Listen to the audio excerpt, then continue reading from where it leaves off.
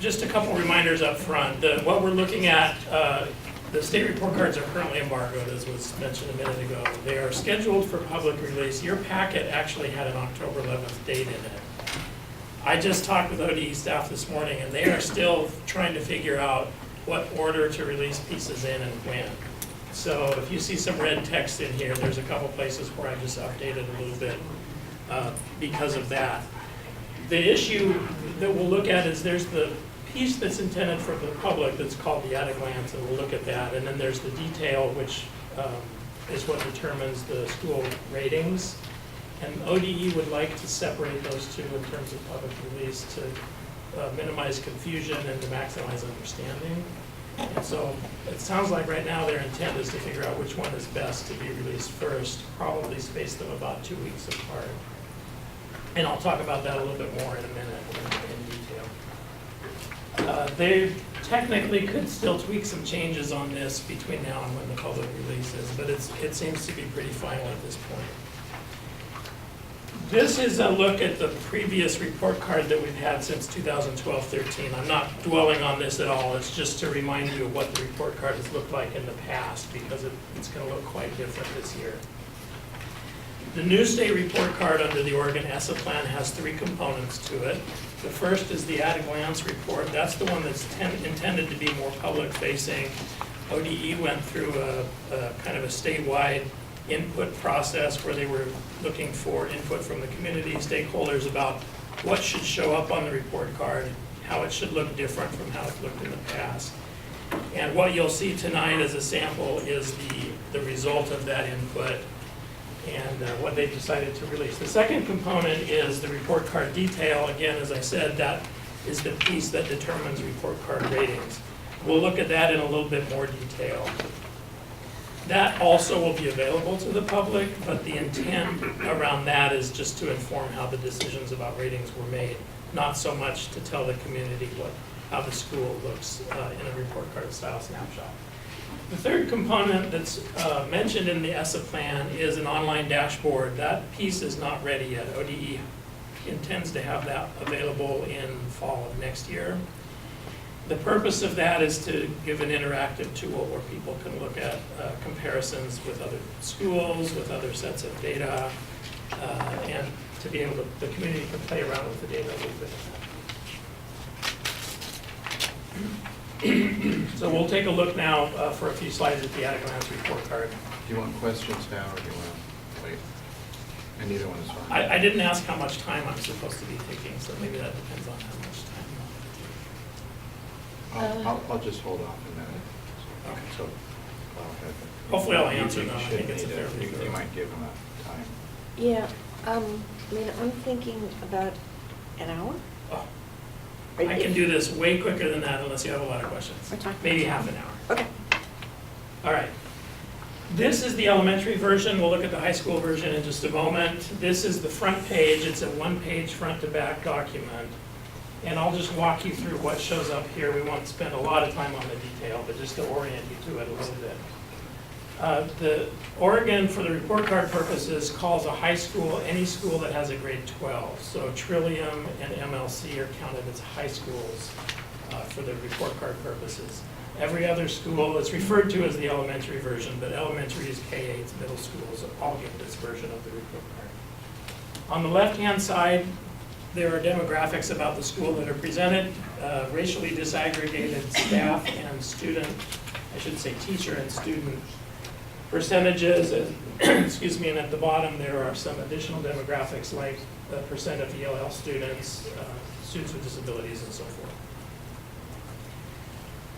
The next section at the top here is the school environment. Yes? Just mobile students, does that mean housing insecurity, homeless? Mobility, so I will preface this to say that ODE has not released their report card technical manual yet, so I don't have the exact definition to give you, but mobility generally for ODE is a measure of students who were at the start of the year and who Not there. left Gotcha. before the Okay. year. Class size is one measure here, and then regular attenders is the other. The regular attenders used to be referred to as chronic Excuse me absence. 1 second. Yes. Julie, Julia? There we go. Did somebody mute? I think whomever that was muted. Chronic absenteeism was the measure that's been presented in the past. They're just doing the flip of that now for a positive event. So it's reported now as regular attenders. And that's the percent of students who attended 90% or more of school days. I'm sorry, more than 90%. This says 90% or more. It's actually more than 90%. Students right at 90% are considered chronically absent in the current ODE definition. I'll also point out that the colored part of the circle is the school's statistic. The gray circle around the outside is the state average as a comparison, or the state performance as a comparison. On the right for the elementary report card is academic progress. For the report card purposes, this is a combined measure of the median growth percentile for the Smarter Balanced ELA and math assessments combined together. Those are broken out when we look at the report card detail, but for this view, it's a combined of the two. And then they take that, compare it to other schools around the state, and then rate schools somewhere on this low to high scale. At the bottom of the front page is the academic success. This is where student achievement on the Smarter Balanced ELA math and the OAKS science tests appear, just for the 17-18 school year. At the bottom of both pages, there are some narrative sections. The state goals are listed at the bottom center of the front page. That language is provided by the state. The school goals and safe and welcoming environment sections are provided by the school. This year, because of the short timeline and the number of schools we have, we're going to be providing generic statements for schools this year, and then next year we'll go back to looking at tailored comments. I just want to note, I always thought that the state education goals were kind of a bunch of gobbledygook, and this slide confirms it. Just saying. Gobbledygook in Latin. Yes. It's not even real Latin. No. I just like to point that out. All right, the back page. On the left-hand side, there are some statistics about the staff. Again, if you have questions about how these are measured, we'll have to wait till the technical manual is released. But educational assistants, for example, also includes EAs, it includes paraeducators, and I'm not sure who else at this point they're including in that count. Counselors are rounded up. So if a school is sharing a counselor and has just a fraction of a counselor, it will still count as one counselor on the report card. They just want to be able to show that there is a counselor presence in the school or not, as the case may be. The main section here is the outcome section. This is the disaggregated data on the regular attenders measure and then the ELA and math measures. And this is by the typical student groups that we see disaggregated and have done for a number of years now. And then the bottom section are the remainder of the narrative pieces. Again, those will be generic language this year for the district. And just quickly, the layout is the same for the high school report. There's a little bit of difference. The left-hand side is the same. It's the demographics. School environment is the same, also class size and regular attenders. The academic progress for the high school report card, though, is the freshman on track measure or the on track to graduate measure. That's the percent of freshmen who have completed at least 6 credits in PPS by the end of summer. On the bottom, for high schools, it's on-time graduation, and then the 5-year completer, and then the college going rate. That's based off of National Student Clearinghouse data. And all of these indicators are lagging at least a year because of the timing of graduation, cleaning up the data, and releasing it. And then again, the narrative sections on this page are the same. Back page, again, staffing data on the left-hand side. Again, the disaggregated data here, but it's the high school measures rather than the student achievement measures for the high school report. And then the narrative sections on the high school back page are a little bit different.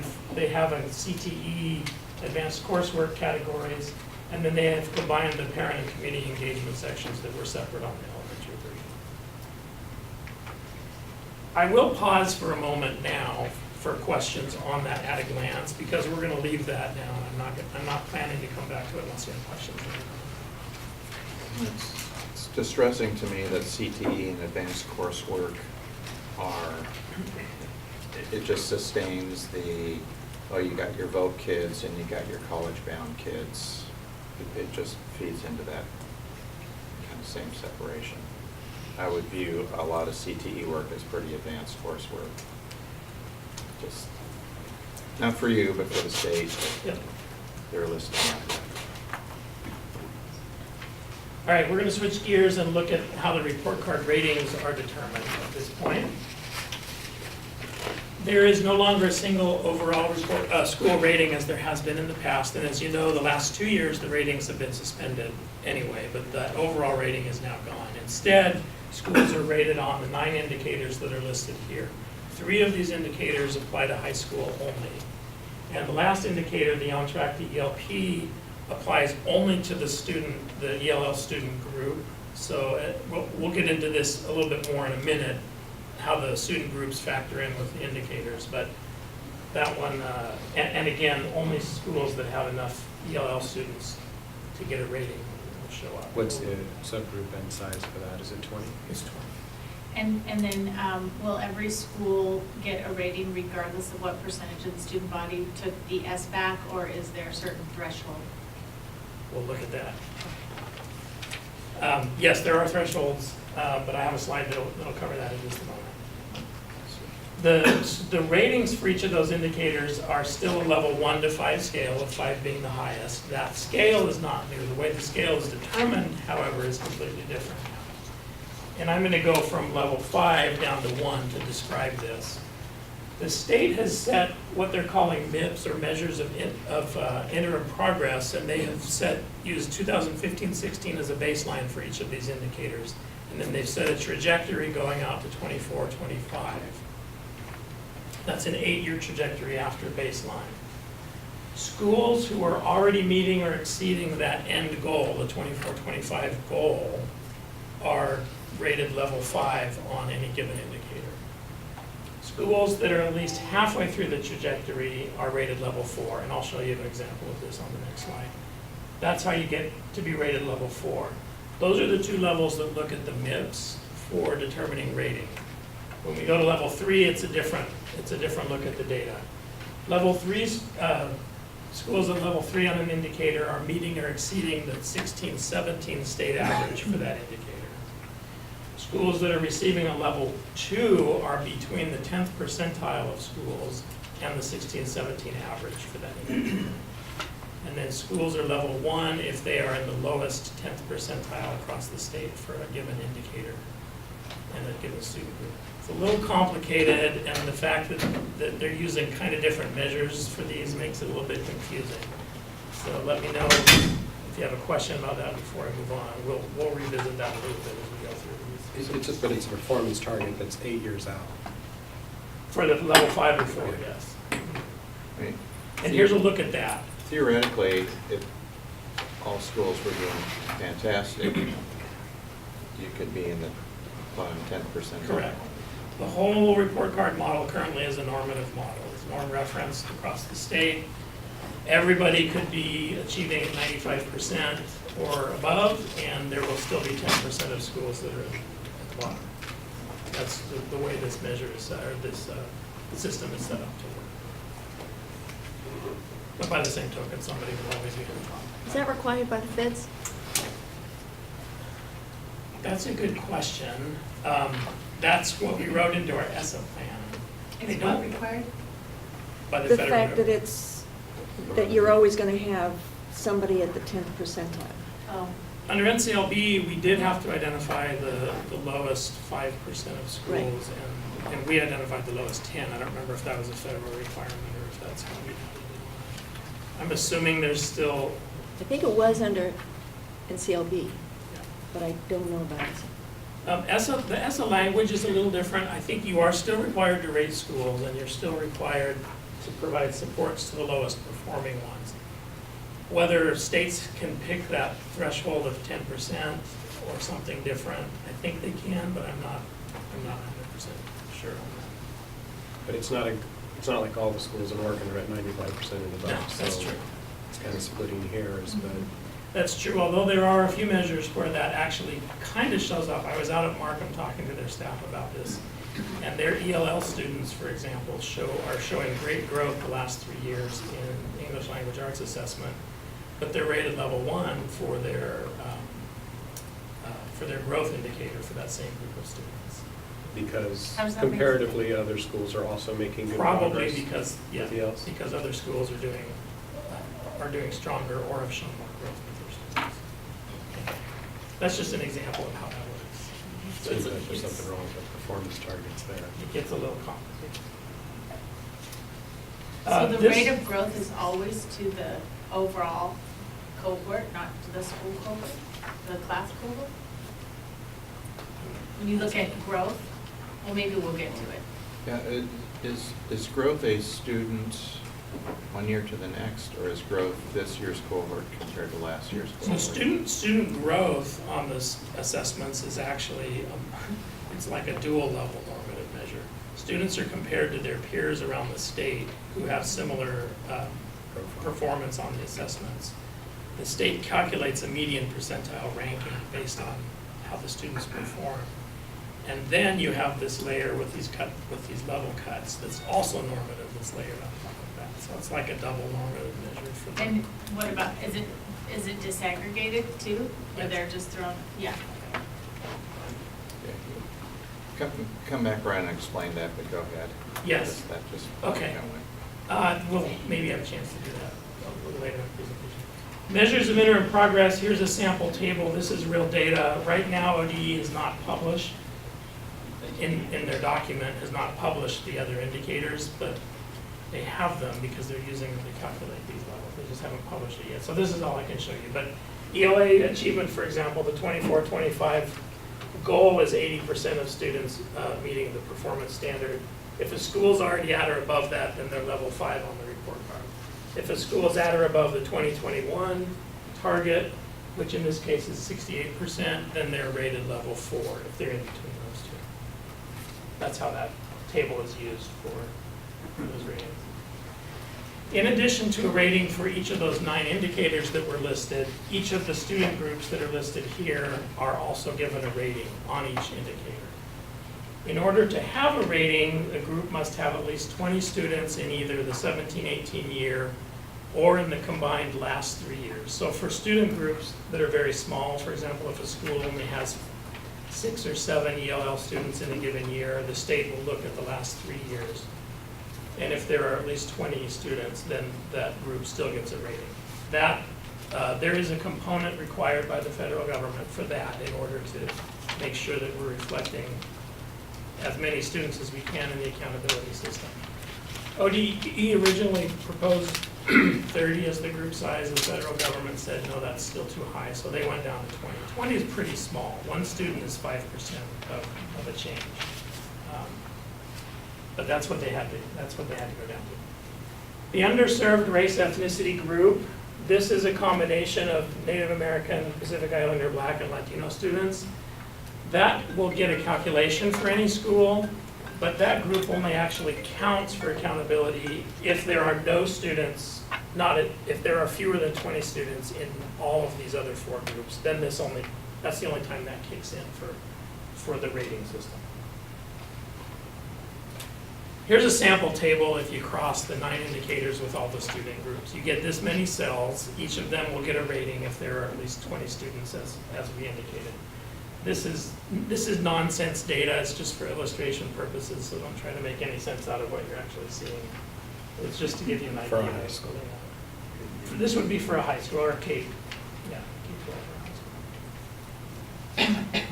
I'm going to switch gears for a moment and talk about participation on the state tests. In the past, under the report card, participation factored in that if a school missed the 95% participation expectation, their overall rating was lowered 1 level per year that they missed that target. The way that that's factored in now is different. So what I'm going to talk about only applies to the state report cards. It does not apply to other places that ODE calculates proficiency on the state assessments. For example, on September 20th, ODE will release 17-18 achievement data. It's what's normally published in the Oregonian, that will use a different calculation than what I'm talking about here. This is part of the reason they're trying to separate these things, because it's going to be confusing for people to see one rate on the public release in September and a completely different performance rating on the state report cards. It'll be confusing to some folks. The federal and state expectation remains at 94.5%. We usually round that up and just say 95%, but that is a federal requirement. And students who are required to participate in the state summative tests are any student in grades 3 through 8 and 11. Students have to be enrolled on the first instructional day in May, and they have to have been enrolled for at least half plus one, more than half of the instructional days from the start of the year until May 1st. That's who is required to test for this 95% rate. The Oregon ESSA plan requires that the proficiency calculations are based on 94.5% of students. That means if a school misses that participation rate, say they have 70% participation, ODE will still use 94.5% of who is required to test as the denominator for those calculations. So all those students who opted out of the test are still included, but they're counted as not proficient. Does that make sense? When you say Yes, enroll. yes, but I'm no. sorry. Yeah. When you say enrolled there, do you mean in the district or at the specific school? Depends on whether you're looking at the district or the school report card. This was really a school focused, so it's enrolled at the school. There are some students who are counted only at the district level. For example, students who are enrolled in self-contained classrooms more than, what's the number, 60% of the time, are only counted at the district level. We have a fair number of schools where the mobility rate is going to be considerably more than 5% a year. Yeah, so they have to, again, for the report card purposes, they have to have been enrolled at least half of, what's that about? 60 days or so, something like that. At least 60 days, and they have to be there on May 1st to be counted for this. So again, the higher of either the actual number of students tested or 95% of who should have tested is what's used as the denominator in these calculations. Under the Oregon ESSA plan, schools who fall below that rate are expected to develop and implement a plan to improve that. ODE has not yet said what that reporting mechanism looks like. Nonetheless, we've let our principals know so they can start thinking about that. But right now, there is no reporting in place for this, but it is written into the approved Oregon. All right, now, that participation conversation is important because you're going to see how that factors into the calculations here in this amendment. Can you go back 2 slides where you Yep. say in the second bullet there, will be lower the greater the low Yes. participation rate? Right. So say for some ridiculous reason, only 10% of the students took it. So we're only gonna, their rating is gonna be based on the 10% that did? No, it's going to be based on, so if a school should have tested 300 students and they only tested 10, that school will be rated, the denominator will be 95% of 300 to 270 will be the denominator for that calculation.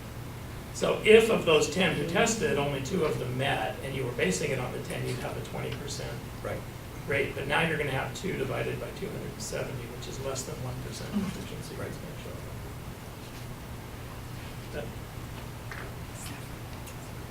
All right, now we'll talk a little bit about accountability under ESSA and how the determinations are made.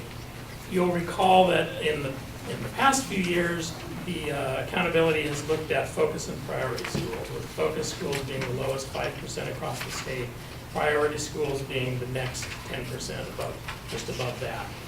That language is gone now. We are now going to be talking about schools that are eligible for comprehensive supports and interventions, or CSI, and then schools for targeted supports and interventions, or TSI. And I'll go through each of those. So here's the identification criteria for CSI schools. The first bullet applies to high schools only. If a high school is below 67% graduation rate, automatically CSI. In PPS right now, Alliance is the only high school that meets this criteria. And then one other is pretty close. For everybody else, if that criterion is not met, we then look at the all students group. So if you look back at that big colorful table, the top row was all students. So for CSI identification, we're only looking at all students for the 9 indicators. A school has to be rated on at least 5 of the 9 indicators to be considered for CSI or TSI identification. If at least 50% of the rated indicators are level 1, then that school is CSI, and I'll show you a sample of this in a minute. But at least 50% of 5 or more rated indicators are level 1, that school is identified for comprehensive supports. So if this is the criteria, we can actually make a prediction based on what we know of our schools already, even though we don't have the official designation yet. Right. Is this concrete too? These like, what am I trying to say, sorry, these criteria, they're like not changing? No, these are not changing. If anything changes at this point, ODE may adjust the cut score thresholds for the level 1 through 5, although I don't think they will. But if they were going to adjust anything, that's probably what it would be. Don't you have to be a Title I school to be comprehensive?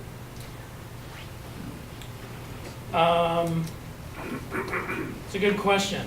You do not have to be a Title I school to be targeted. Like targeted, yes, I know that. but I believe you comprehensive- still have to be Title I for comprehensive, although I'm not 100% certain. Sorry. And as a reminder, to be level 1 on a given indicator means you're in the lowest 10% across the state for that indicator. Is that compared to similar schools? No, all schools. So for elementary, middle, it would be compared to all elementary, middle schools.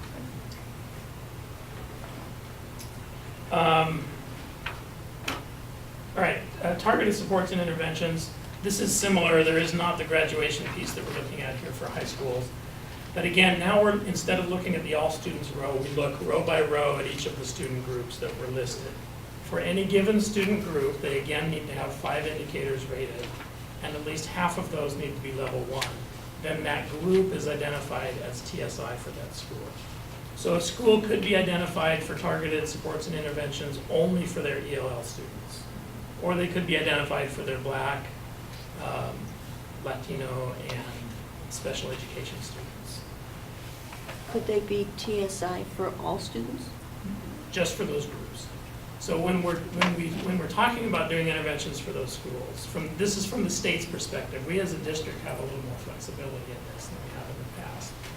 But from the state's perspective, when we're talking about interventions and supports, it's targeted for those particular groups of students who got that rating, that low rating. I think it was all students, they'd be in the CSI. Right, Oh, so but the. they're not, if they weren't Title I. Okay, so the CSI and the TSI are looking at different sets of students. Right, so I'll show that right now. Okay. Perfect timing. So here's that kind of ugly looking table we looked at a moment ago. Again, this is just jumbled data, but for example, for CSI identification, we're only looking at the top row, which is all students, plus we're looking at the ELP, on track to ELP, that's included. And on the version that's going to be published, that will show up both places. It just didn't show up on this draft that they shared with us. So we're only looking at that row. This particular sample, there are 8 indicators that are rated, but only 3 of them are level 1. Since that's not half or 50%, this sample school would not be a CSI school. So just found an ODE memo that says Title I only for the CSI. Thank you. Then for TSI, we're looking at all the other rows individually. So again, the same logic applies. If we're looking at the Pacific Islander students here, they're rated on 7 indicators. 3 of them are level 1. That's still not 50%. And there is no case here where there is at least 50% level 1. So this school would also not be TSI for any student group. But let's say there were 4. Let's say this was a level 1 as well. Then this school would be rated TSI just for Native Hawaiian Pacific Islander students. That's slightly less money. Yeah. Okay, So based on what you just said, suppose, for example, you get a relatively wealthy, relatively white high school that has less than 95% participation rate. Even though you're going to get presumably, very low grades on all of these things, because it's not a Title I school, it still wouldn't be identified as needing CSI. That's correct. They may hit the target for all sorts of TSI. Okay. But the TSI, is- Lots of Ts, but not a C. Okay. the TSI is just for targeted groups. The TSI. Okay.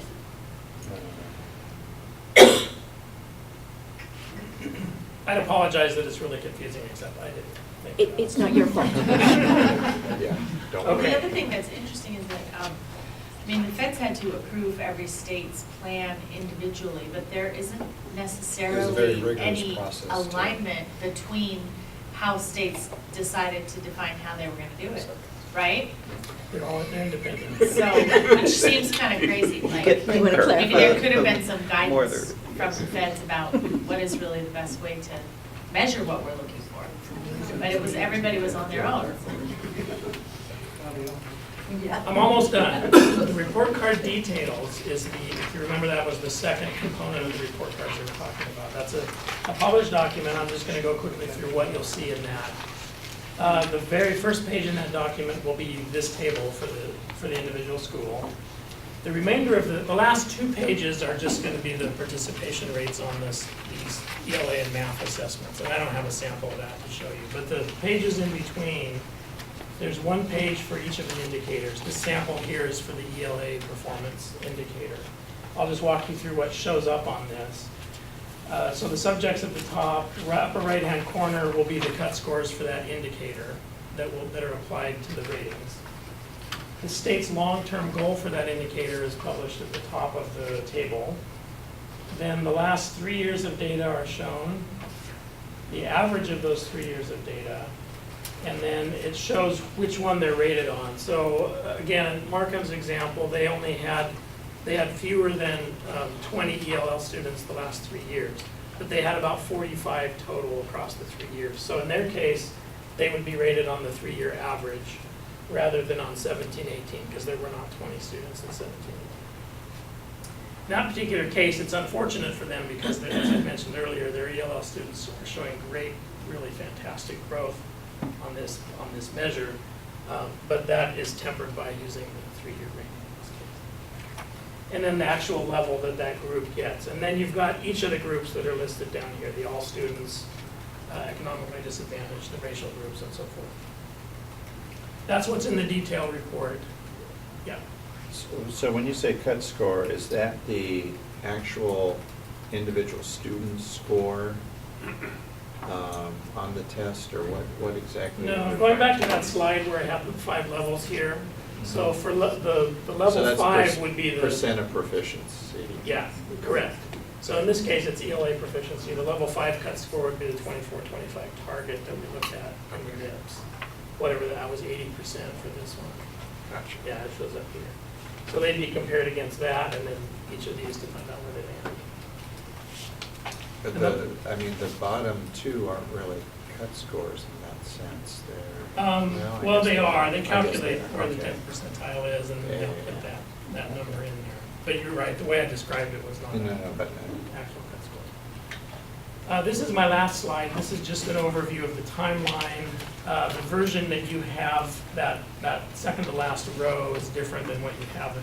Just because of what I mentioned earlier, ODE is figuring out internally how they want to release this timing and sequence. So we may or may not see something public on the 11th. The final data will be released internally on the 4th, which is here. That's not changing. They told me that this morning. But those release dates will land somewhere in the middle to end of October. So, trying to summarize here, so there will be an initial release that will be actually based on the students who took tests. For the achievement date. Right, and then a later release that punishes schools if they fell below that 94.5%. And is that where they get a rating? Yes, only on the report. Other questions for you, Director Moore? Did you have a question? Yeah, so the, what is it, 24, 25? This, like, 8 years out, or whatever it is that was that mandated by the feds, or is that an Oregon thing? That's what Oregon proposed, but it is in the approved plan. Okay, but the feds didn't say you need to be looking 8 years out? I don't believe so. Okay. Is there some Not a lot of rationale guidance There behind is that? minimal guidance, Very. every state Well, yeah, is proposing. okay, I get that, but does Why anybody did know they what the pick 8 years? rationale is for doing it 8 years out? I didn't. Okay. Okay, so assume you get, your Because it works designation. so well with NCLB, sorry. NCLB and, SIM and CAM and QEM and all the rest of it. So suppose you're designated a CSI. Targeted supports. Yeah, one of those categories. Yep. What does that mean? Is this accountability as in we're going to punish you and stigmatize you? Or is this, we're now going to provide extra resources to do something productive? Well, the intent is the latter. How that actually plays out, I suppose, depends in part on how we position ourselves and how the media does. But the intent is that resources are available, including funding from the state, to go into those schools and work with them to help improve performance on whichever indicator for those students. And I'm going to stop talking. Supposedly they have, or they said they have a toolbox of technical support that they're going to be able to deploy to districts who have like problems, but. Well, we're not going to hold our breath on the technical assistance there. The difference here on ESSA is, unlike an NCLB, schools were accountable for responding with, here's our school site level plan for addressing these achievement gaps. The difference here with ESSA is the LEA is responsible for saying, we have this list of schools under CSI, these under TSI. Here's our game plan for accelerating student outcomes in these areas. And that is where there'll be some set aside Title I that will be available, but districts, and we want to hopefully model this, that offer a more robust response for addressing these gap growth areas are going to be for us to determine. So this really is the work of OSP and all the departments to work with those school level leadership teams and ensure that the instructional change objectives, the strategies for supporting and providing research-based intervention are captured in their CAP, their school level improvement plans, and that those things roll up into an LEA plan that we send in response. I'm assuming there's going to be another timeline around what are the next steps for districts in addressing the issues that get called out for any one of the schools in our portfolio. And we're going to have quite a few, we already know. Well, I would suspect that almost every school in the state where there's enough indicators, they'll get dinged for at least one TSI. And It's just a little different to come up with a district plan to address 2 schools than it is for 24 schools, right? You got to have a very different kind of capacity for providing, the diagnostic around the conditions and capacity in that school, your own ability to sort of deliver the professional learning and interventions, et cetera. So all doable, all the work that many of us enjoy doing, and there are concrete things that can be done about it. So that's where our team sort of is going to, dig in deep with that conversation and collaboration with our schools. And that takes resources, Of which there are none? of which there's so much. I mean, is the state going to pony up any actual resources? See, Isn't she adorable, folks? Give her a hand. So there's some Title I set aside, so that will provide something, some installment, but I doubt it would be enough to do something comprehensive or robust enough. So for us, it's just part of our general game plan is how are we lifting conditions and capacity in schools, our own team's ability to deliver that kind of feedback and guidance as well. So that's the work ahead. Greg, you want to add to that? No, you were spot on. Thank you. Well, No, you're all wet. To add to Guadalupe, I mean, pretty much our team is really charged in conjunction with OTL. But we're going to be operating off of a differentiated tiered model support system. So basically our schools that are showing, significant areas of growth, we're going to be, making sure that we allocate service and also try to allocate resources as well to support some of our schools that are in more needier support. So the team and I are preparing for that. We already have an understanding, already kind of have a gauge of where our schools are, and we're already preparing for what that looks like on the ground. I feel confident that we're going to have a robust service delivery model in place where these specific schools will be seeing support on a weekly basis. And the work has already started. To the superintendent's point, we're not waiting for this stuff to be clarified. We already know, and we're already on the ground, already starting the conversations, already pushing the work forward with our leaders and teachers. So it's a pretty blunt instrument, the 9 indicators. We want to get to a much more finessed way to talk about the conditions in our schools from a clinical practice point of view. Some of you have heard me describe these as we visit schools together. How fast we go depends on what we have to work with available. So a lot of it will start off with initial guidance and the way that teaching, learning, and student support services looking to differentiate its existing resources, but to do this work well and to move schools in a short amount of time, meaning 2-3 years, that's going to require an investment.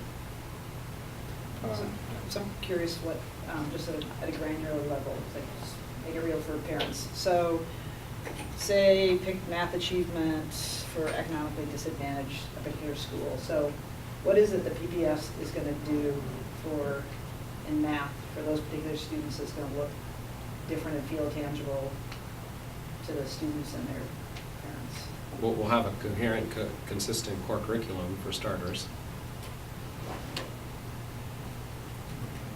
Right, are they going to get some sort of intervention or specific We don't have a support? pedagogical model that differentiates for diverse learners. So if we start by having the same foundation around a core curriculum, the instructional model will allow us to differentiate for ELs, for Black, for Brown, for SPED kids. And if our teachers have those strategies, that repertoire, then we should expect to see outcomes get better for kids.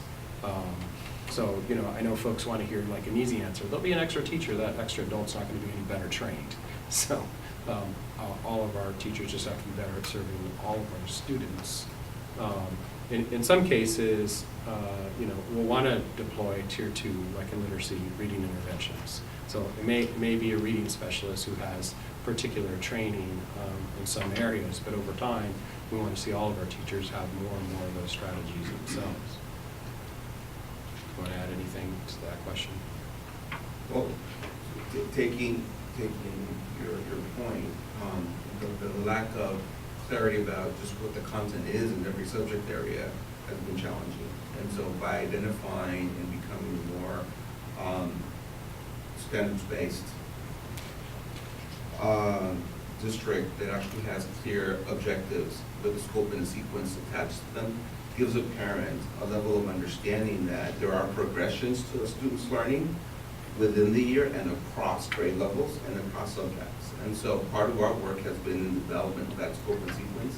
It also comes with units of study. So teachers will actually, through the professional development, will be taking the unpacked standards and developing those units, will then build lessons that have a sequence attached to them.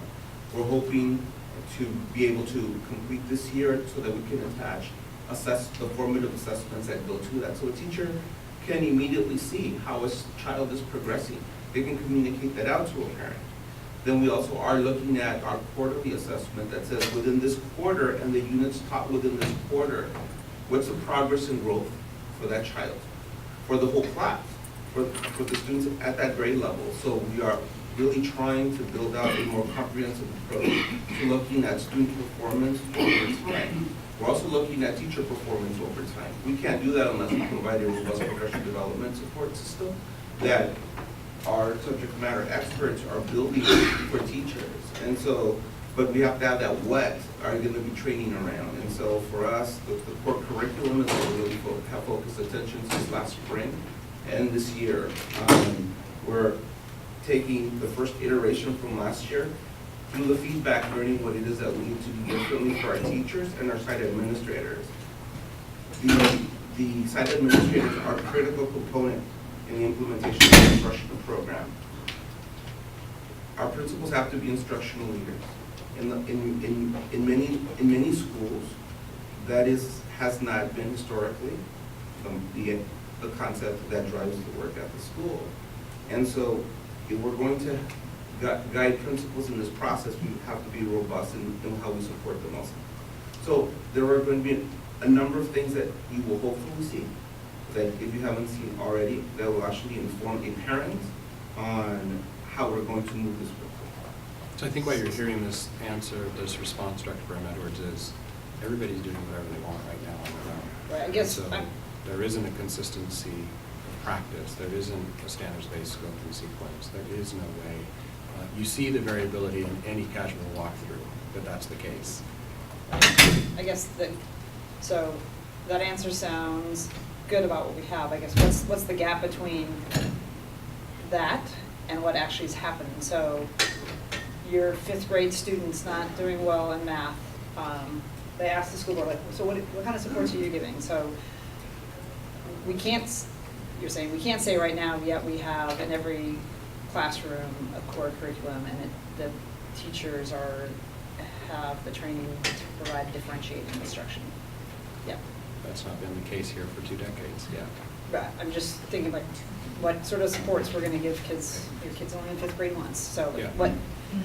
We have started pretty assertively to roll out this training for our teachers. This Thursday, we'll be spending another full day with our principals to understand what many of the teacher leaders that represent every one of our schools have been coming together to construct and bring back to their schools. And so if we want to get into sort of the content of it, Dr. Sarah Davis here, Senior Director, I mean, it's a fair question, right? So I'm a parent, my kid's not being served by the variability of academic freedom that we have existed under.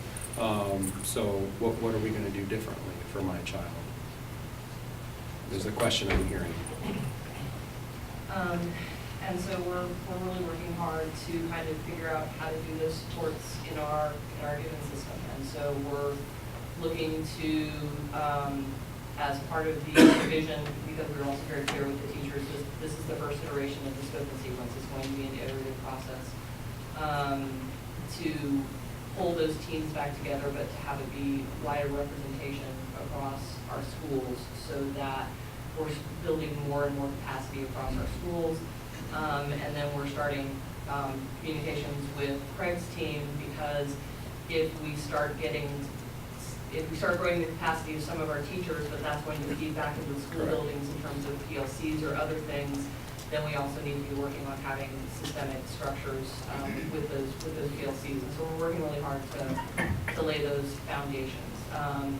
We're a small but scrappy team, and so as individual teachers are struggling, they're reaching out to the TOSA team. We go out and we do some individual coaching, and so we address things as best we can, and we do make change, and we make significant progress. And I mean, all of us would like to see an army of math specialists across the district, and we're trying. And also, to add one more layer, Superintendent, around just the support model. Previously, we've had OSP where we had like 9 senior directors that were supposed to supervise schools, but also do a lot of operational managerial function. Well, based off of just hearing feedback from both principals and even some of my internal staff, Joe can validate this, and so can Scott, that what we were getting back was that 20% of their time was in buildings. The other 80% was on managerial operational function. So it's very hard for us to tell our leaders A, B, and C if there's no critical partner in the work that's also teaching them, guiding them, and coaching them up to be ready for the work ahead. So now with this model, that has been reversed. So now our senior directors are tagged with being the instructional leaders. Their core job is to be on the ground 80% of the time, being the critical partner for leaders throughout this work. So now they're on the ground in schools on a daily basis, supporting the work, while our assistant soups are doing the operational and managerial function. So I also wanted to put that out there too, in terms of how are we getting ready for this? How are we getting in front of this? Well, I consider that a very, very strong service in the sense of how we're really deploying strategically central office function and service to build up the capacity of our leaders. That's a really important clarification. The good thing is, I mean, just from the 20 schools I've been in the last 7, 8 days, you know, our principals and our educators are really overdue in sort of having an appetite for some guidance. They want a general outline and scope and sequence that affords them in an open source way opportunities to make choices from the resources we're identifying that they may have access to. So they can actually engage in conversations with their colleagues when they come together around a similar body of content and some built-in performance tasks. It's previously been impossible to do that because folks were teaching what they wanted.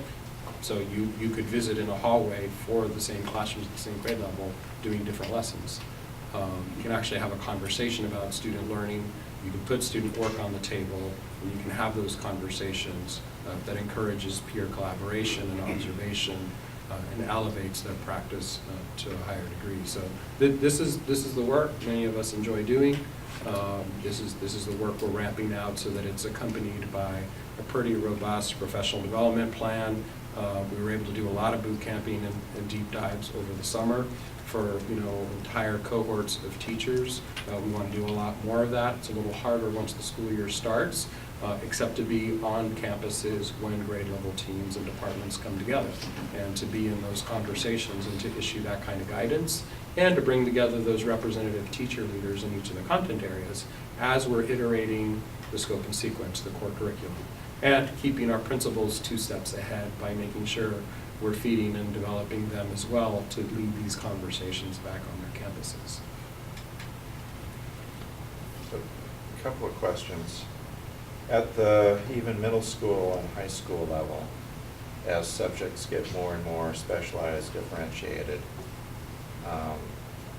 and I know you generally have more than one, you've got an AP as well, but is it realistic to expect that team can provide high-level guidance for anything from ceramics to physics to pretty specialized topic areas? They certainly can give kind of general guidance in terms of instructional strategies, but in terms of how do you deal with that complexity? And you don't have to answer that now, but that's something I just want to throw out. Yeah, it gets a little tougher with the more specialized the content area becomes. Ideally, we want to give high caliber feedback in even those areas.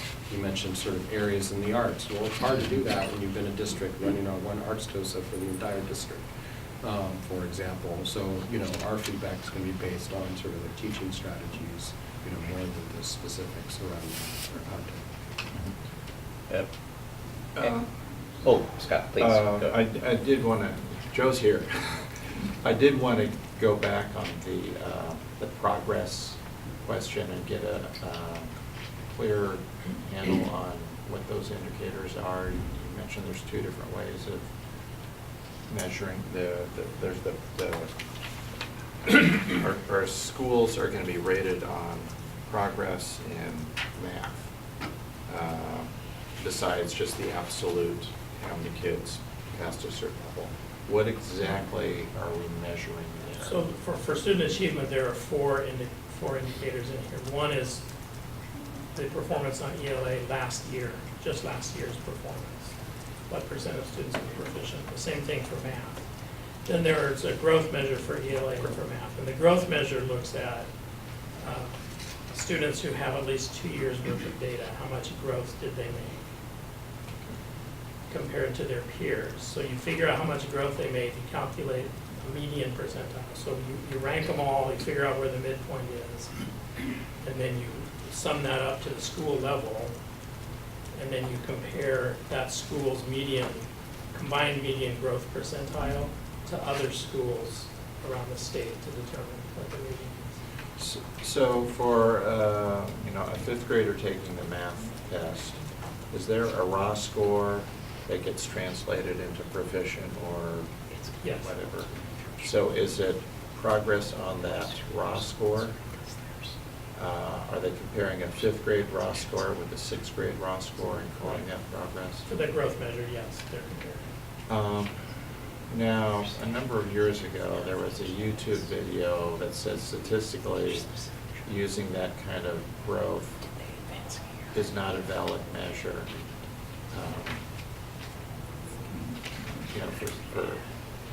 for educational purposes. And Steve's talking. Yeah.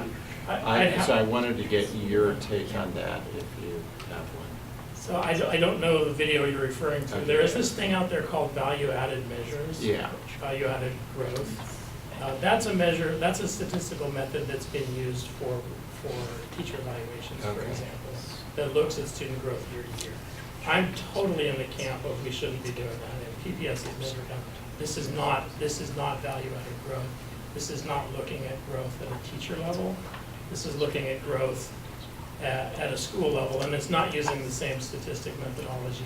This is a fairly straightforward, rank the students, figure out where the midpoint is. That other one uses some fairly sophisticated statistical methodologies to calculate things. And they're not really very sound for like 2 data points and small numbers. So is this any more valid? At a school level, Yeah. sure. It's okay at a school level. You've got enough students that you're measuring growth on. Usually, you're looking at 300 students, let's say, for a school, to give you a fairly good measure of the growth. And it's a normative measure, so you're ranking students. We can argue, as we did a little bit earlier, the merits or not of using a normative measure, because somebody's always at the bottom, somebody's always at the top. But in terms of this model, it's simply ranking students, figuring out the midpoint, comparing them against their peers. That assumes that the scores from one year to the next, that you can really compare the fourth grade test, the fifth grade test, and the numbers are valid to compare not only within the test, but from one year to the next. Correct, so that's a good question, a good point. The scale score is a RIT scale, it's a Roche unit interval scale. It's used to do this, and it does align across all the grade levels. That's not to say that the content is grade specific. So a student that is earning a passing grade in a really high score in fourth grade that exceeds the fifth grade benchmark, you can't say that that student has mastered fifth grade content, because that's not what they're being measured against. They're only being measured against fourth grade content. But in terms of measuring growth, ODE, you can mathematically calculate the amount of growth that's expected at each grade level, and you can measure the growth then from year to year across that school. It sort of assumes that's all linear. It does, and it also assumes reasonable measurements of error around each of those individual student scores, and they can be somewhat high with error measurements. And it also assumes a relatively stable student body. Right. We have schools of 300 children where you'll have more than 50 kids transitioning in and out every year. He did say it's, so is it 2 years in a row at Yeah. the same school? Yes. So is the school being penalized in that measurement? No, If it's the non-mobile students only who are in that Half the year. So for the growth measure, students have to have been there on May 1st of this year, and they have to have a test score this 17, 18, and 16, 17 in order to count.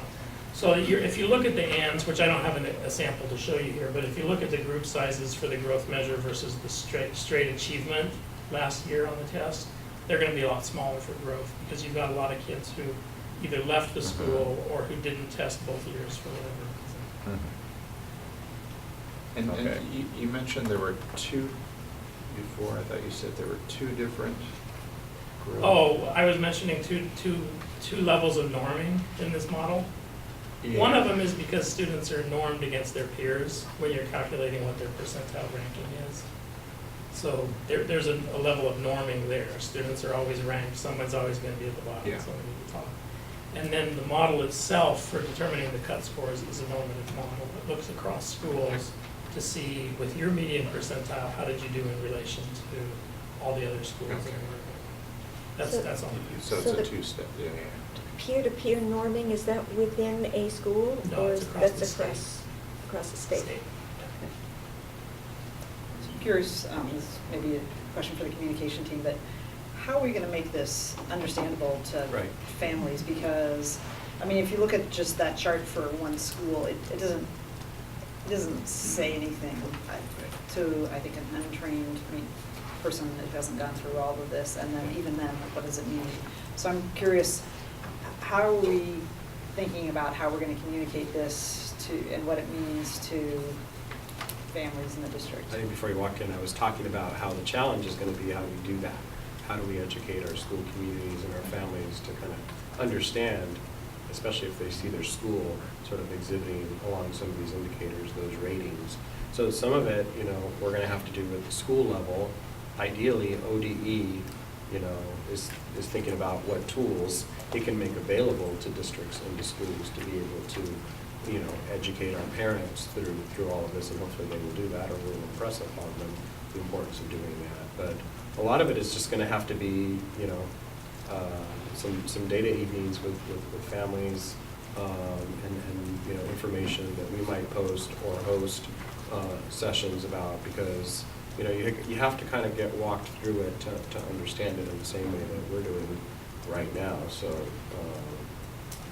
this is why sort of on the timeline here, we wanted to start by giving, you a heads up with it as well. We definitely covered this topic with our principals during the Leadership Institute, so that they're anticipating, some of the communication and questions they're gonna likely be receiving. But we need to have a comm strategy sort of laid out about how to support our schools with that. We can't be at 79 schools. Joe's been making the rounds already, so we'll just need to be able to do more of that. And the idea is, we also have, a team of principal supervisors who can be out there, Craig's team, out in schools, helping principals kind of communicate understanding for all of this too. That's what I was thinking about as a really critical role, because that's who parents will look Yeah. to help navigate is their communication with their principals. I think the other shorthand things, I know, having been on the board when NCLB first came about, it was like, what schools aren't making AYP, and then it became sort of this cluster of schools, and the question is, will this now be the schools that are, identified for targeted supports and intervention? Will that be sort of the badge that people are like, I don't want to be in one of those schools, or they're not doing well? Mm-hmm. And so thinking about how, like right out of the box, when we have those identified, how we're going to talk about it, versus, hey, these schools got labeled that, and we want to stay, parents being like, that's not a school I want my kid Sure. in, or so just thinking about how it gets rolled out at the very. So we're going to be Yeah. consistent in our message and approach that our job is to help school communities increase their own capacity and conditions for teaching and learning. There isn't a school in the portfolio that doesn't have work that it could be better at. And so everybody needs to have improvement targets. We didn't create these designations, but they're going to be there. And we have to have a response to it. And it's where we've been historically underserving students, so we're going to want to be aggressive about it.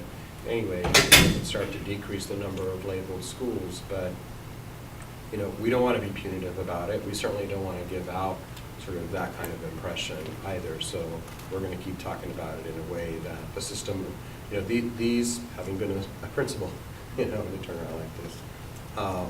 the system owes these schools a response. There's symptoms of system levers and barriers, and a lot of institutionalized practice. And so how do we disrupt that by improving their own ability to better serve kids? And just the final question of, given the issue that, there are issues around, is this a valid test? Is it culturally appropriate? And we can talk on that forever. But also, even if it were, are all our kids equally prepared to take the test?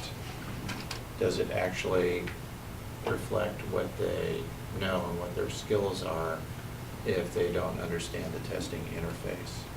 And I've heard enough horror stories from past years of kids just not understanding the mechanics of it, and basically checking out after 10 minutes, saying, what is this thing?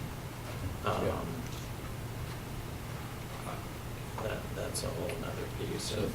So some school districts do a great job, some do a lousy job at preparing students for navigating this particular assessment. What we can say for sure is whatever measure or tool you want to use, we know 100% of our kids are not at grade level. So we have work to do regardless of this test or any other tool we want to use, and we'll have more and more formatives that will be telling us that along the way, so we can progress monitor and get into real conversations around where are we seeing the needle move for similar profile students in schools, so we can be learning from those promising practices. That's your old scattergram. See, someone was listening. Yeah. That's exactly. No, You're and dying that's, for that. That's the money ball, and I'm dying to get it going. So my question is, with limited resources, how much do we want to invest in this test and its results versus more authentic assessments that actually tell us what's working and how we need to adjust instruction? And I'll just leave that out there again. You don't have to answer that, but right now. But that's to me is a real question for sure, we should have for our building leadership multiple on the ways top. to have kids demonstrate their learning that are more authentic, portfolio-based, performance-based. Absolutely, and this is the summative assessment of the land. And so if our kids are well prepared, they're going to do well on this test or any other. So it's one uniform tool. It's not the most important one necessarily, but we have to have some way to collect outcome data for our students across the school. So I know that there's a lot of philosophical debate about it, but if we're being standards-based in our approach, I'm confident that they would do well on it. Okay, so this is just the first installment, right? So sometime in late October-ish, we'll be getting more We're getting info? specifics, school by school. Okay, so that's probably the next installment, right? Okay. I would Okay. hope that when we're talking about this in school communities, it is with a critical framework where some of these issues get brought up. Yeah. Yeah, we're going to need to put that comms package together, some FAQs, suggested scripts. We're going to want to have our OSP team sort of, accompanying our leaders as they host school community meetings, so that it gets framed in the way that we want it to be. Because that's not necessarily how anybody else is going to frame it, just to be clear. That is true. Yeah. Portland Monthly. Yeah. Yeah. The point I wanted to make is that while I do not at all disagree with anything you're saying about communication, we are not going to have access to the parents of the 4-year-old in our school communities. We are not going to have access to the majority of voters for our levy or our bond through the parent community. And the number of schools being identified as having issues is going to be going way up. Yeah. So I can just see the headlines now. It's going to be quite a list. We'll tell Yep. you, we've already made that prediction. Yeah. Well, and it's I've also seen going to some. bring really focused attention to the disaggregated groups, because that hasn't been highlighted before. If I'm a particular underserved community, I would be making the point, and to Julia's point, saying, what are you gonna do about this? Yeah. Well, 4 years ago it was when a school would get dinged for one particular group, and so they were, on the list of, the watch list, back to the old NCLB days. Okay, so we should probably move on at this point. Just personally, I would find it helpful to have some sort of primer on ESSA versus NCLB. How are they different?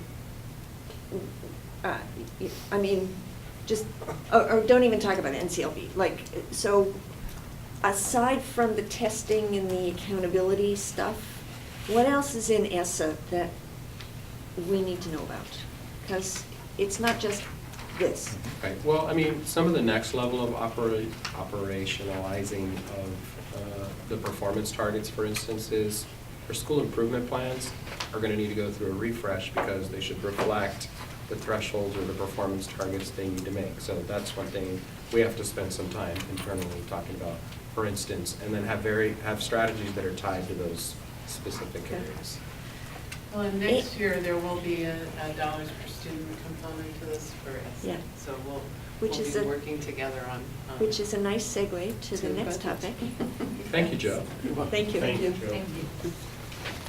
Okay, so, So I'm going to pass out a hard copy. I don't know if everyone has one. This is, what I'm going to ask you to do, this is a debrief of the budget process that I missed last spring.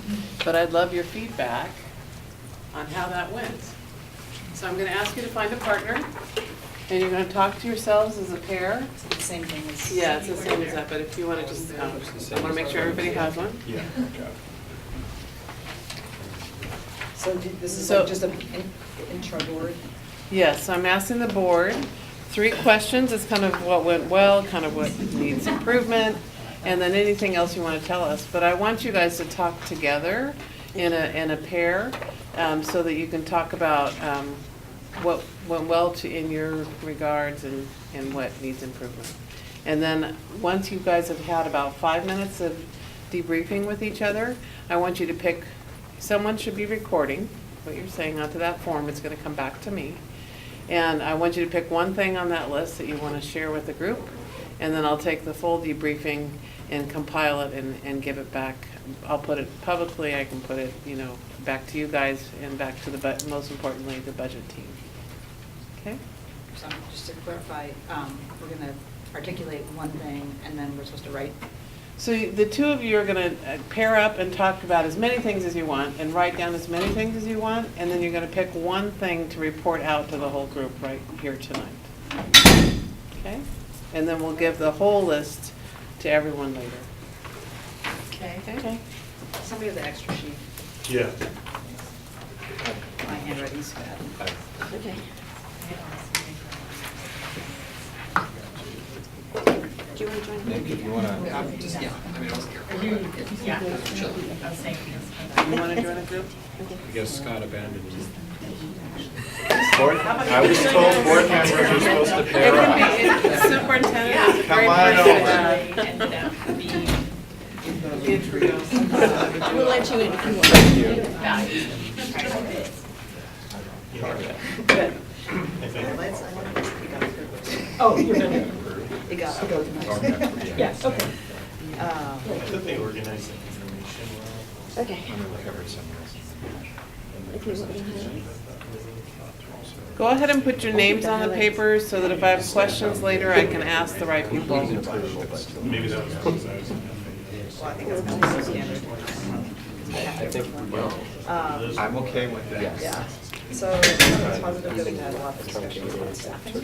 We're still able to. I mean, Yeah, just just more the- so than the, the other time. tackle a It's few just areas sent out of school staff. So to me, that was. It's not just in foundation allocations, but even today, we've allocated since last spring. It was a long, it wasn't just in the Okay, so we start with Extra staff to try to keep as faithful to those threshold goals as possible. More from the spring to nurses and teachers.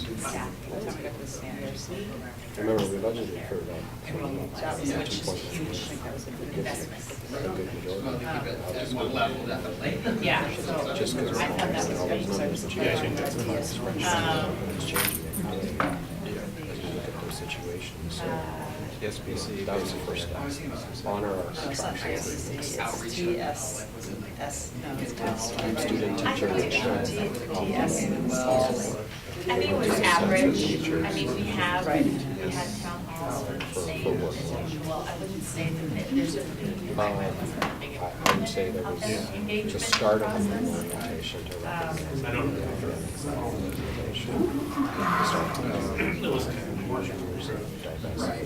I thought we had some. Just talking about we're going to cross forms. Because I know that it's gonna be something. That's going to be Every day is a year. it's been a 10 to 12 million. You want to know how much accountability? Yeah, right. We don't come this 10%. Does it work? Accountability word there. I think part that needs to be Because improved there is, ain't none of them, I'm saying. really see throughout the whole year, budget development process. However you want to measure it, I don't Like know. on a quarterly I basis. can see it for myself. The test to tell me that. Especially with all the Like checking team, in. with all new team in place. So I have a lot of things in the next. Let's check out on our budget development, what's going on. And really, although, I would like to see you know, it's all relative, but the amount of work this year compared to previous years is enormous. What? And I'm not sure it's not a little bit here. Oh, yeah, not nearly where it needs to be, but it's a big We're aimed for that. Yeah. Out of 10. Had no dollar values, but it was like, it's increasing by 7%, it's like 7%. From what to what? Did we go from 10,000 to 20,000? ones who were in. Thought to integrating what their suggestions have been from the prior year. So I think that's something. I think they think we have multiple, especially a couple of times ordinance, we've had multiple positions of the budget. All the Not actions. Then adopting them, we need to come back and check That's in. pretty good. Yeah. Part of our And it's only going to be better implementation with this clarity, starting way early. But There's priorities and what, I mean, just because it's just asking. what their recommendations And those public budget hearings, so much better because we had been so much more. We weren't playing bullshit in the system for somebody's project. We didn't have 60 people turning up, screaming about the program they thought that wasn't even going to be passed. Because they compile a bunch of. I mean, I think the staffing, we actually, Oh, yeah. it was discussed in the original meetings, but I think like everything else.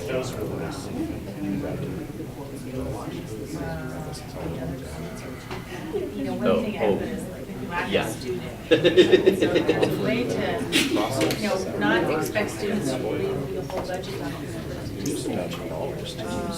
Is essentially. You're not trying to develop a district plan. Well, right, and having the voice of like professional fields to reflect Yeah. what it's really going for, I guess. Yeah. Answers to questions. Yes, like, is this, I mean, so ideally what I would like. Most of the answers didn't have anything to do But to say, okay, within instructional practices, we're going to spend 10 million contract responses to core areas. part-time Materials and services. We don't know the names yet, that'll be for these purposes.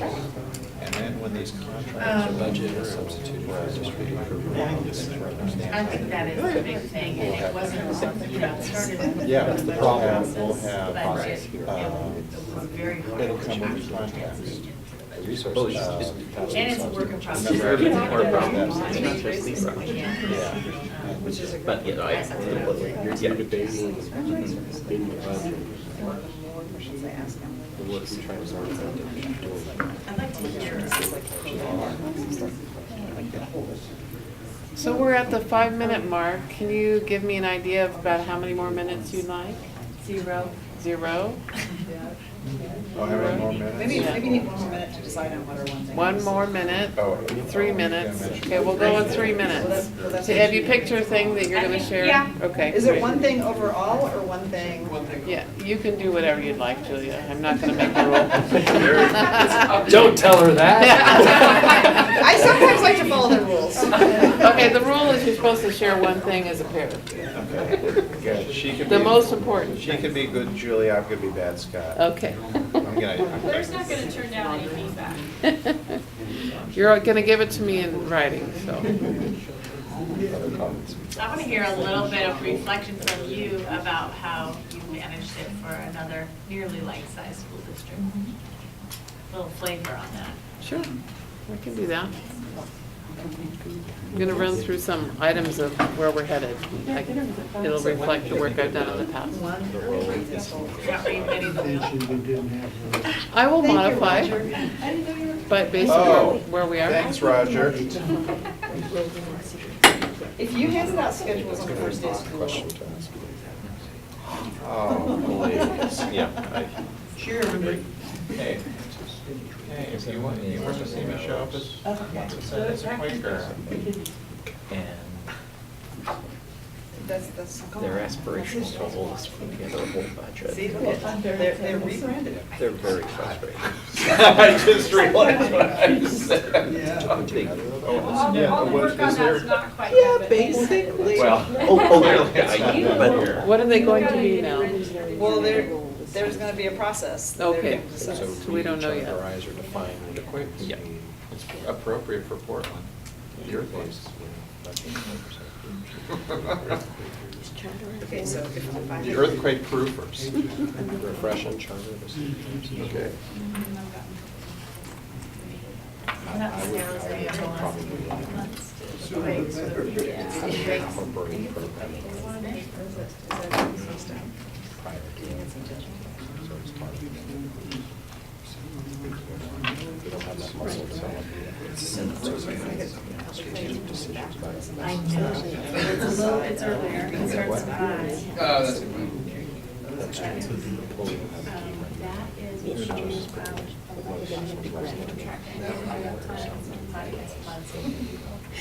Have somebody get the Sharpie out. Ready? Okay, what group would like to go first to give their one thing, their most important thing? Okay, so this to me, this. We can. Okay. Shall we, since no one else? This is just. Julia, we're gonna get started. We kind of decided that the most significant thing was the integration and the real articulation of the different staffing formula that was, that took shape in the budget. So that process started before the formal budget process, and there was a lot of thought that went into it before that, but to really fit it into the budget process and then actually fit everything else around it was pretty significant. Anything else you want? Okay, how about this group? Should we say we agree with them? It's, so we're still gonna answer just one question. Is this okay? I thought we each got one question. You can have each one. Go for it. And this is what could be improved, to have information provided earlier, have it be actionable, transparent, and have the board making decisions with adequate information. So this is sort of a refinement. It would be nice to get, excuse me for talking economies, a marginal analysis so I'll keep bringing this up, the $1.5 million we didn't spend on literacy books. If we took $500,000 from over here and put it there, what would we be giving up? So a set of, I guess, choice points almost in every department, maybe, to give us some intelligent way of saying, oh, we could take some from over there, oh, but we don't want to really give that up, and which gives us kind of a marginal prioritization. Okay. There was more information available to the board and much earlier in the process than there had been in years past. Interesting. I saw a proposed Like budget book by that a was this lot. big, okay, Mhm. okay. Everything is relative. Okay. Yeah, we started with the budget got approved, that was a Yeah. highlight. So did we, and it was a miracle. Yeah. Low bars. That it actually happened is the number one highlight. You have nowhere to go but up. Well, we have a fine team in place. We have people working Yeah. already. We're already, we just had a budget team offsite meeting where we were talking about how a visioning process turns into a strategic plan and turns into a budget, and talking about that work. So it's rethinking how we do budgets here, and hopefully you'll be able to see that in the process this year. So if you would be so kind, if you're still writing notes, that's fine, but if you'd be so kind as to, by the end of tonight, so you can keep writing, to give me your notes, and we will transcribe them and share them with all of you as well as our internal staff. Okay? And put your name on your paper in case I don't understand something, I can ask you a question. Good luck. Well, I might need you to read it to me, that's fine. You got those state scoring gobbledygook? So thank you for that. So I'm going to continue with budget, and we have a very preliminary draft budget calendar to you. Since this will be a legislative year, right now when we look at the board approving a budget April 16th and then not going to the TSCC until June 15th, but there's I think we need to really adjust this. This is based on staff outlining what needs to happen in terms of timing. But when I know in a legislative year, we probably want to put our proposed budget out as far as we can to get the best revenue number to base our proposed budget on. It doesn't mean that we won't start talking about it sooner, but it does mean that really putting a proposal together, we want to make sure that we at least have the co-chair's budget before we're putting a proposed budget together. Okay? Yes. Very important to me on the timeline, and it's not clear to me here. With the timeline you've got, when can we start hiring? We are notoriously late. So when you have a proposed, okay.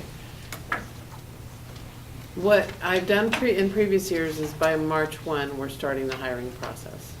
Okay? Okay? That's a good answer. I like that answer. So you see it there, initial Right. staffing allocation, so, we would move up and start from there, to the point around, and then building the budget around that. Now that we've gotten pretty sophisticated about it, I'm looking forward to the board seeing, the more finalized spreadsheet of our enrollment and our staffing allocations. We are maximizing a lot of the reserve and set aside, so there's, a couple million more in staffing that's continues to drip out to schools. But we share your concern about the human capital issue around, hiring the best and brightest candidates out there early so that our schools can reasonably predict staffing. If we've done a good job spring and fall enrollment and staffing balancing, then that should stay pretty consistent. What was different this season was we had a lot of reconfiguring going on. We had a lot of foundational staffing levels that were totally inequitable. It shouldn't change a lot from year to year now, unless you have something specific going on with the school, so. So one thing, at the state level, I would say on the revenue side, that's true on the expenditure side. That's pretty, I think we have a pretty good process. The unknown is the revenue side. So by December 1, you have the governor's budget. So that's our initial stake, you know, and what we know is that usually grows by the time you get to the co-chair's budget. Not always, but most times, right? So there's been a few bienniums where that hasn't happened. Can I, Yes. which governor? So. It's the current governor. So it's the incumbent, Mhm. regardless of Mhm. outcome of the Who puts election? it forward, yeah. Okay. I mean, it's a Yes. massive undertaking to put together. Yeah, they're already working on it now. Yeah. That's why we've been reconciling the K-12 funding with them about what current service level is. Okay. Have you sufficiently convinced them to your?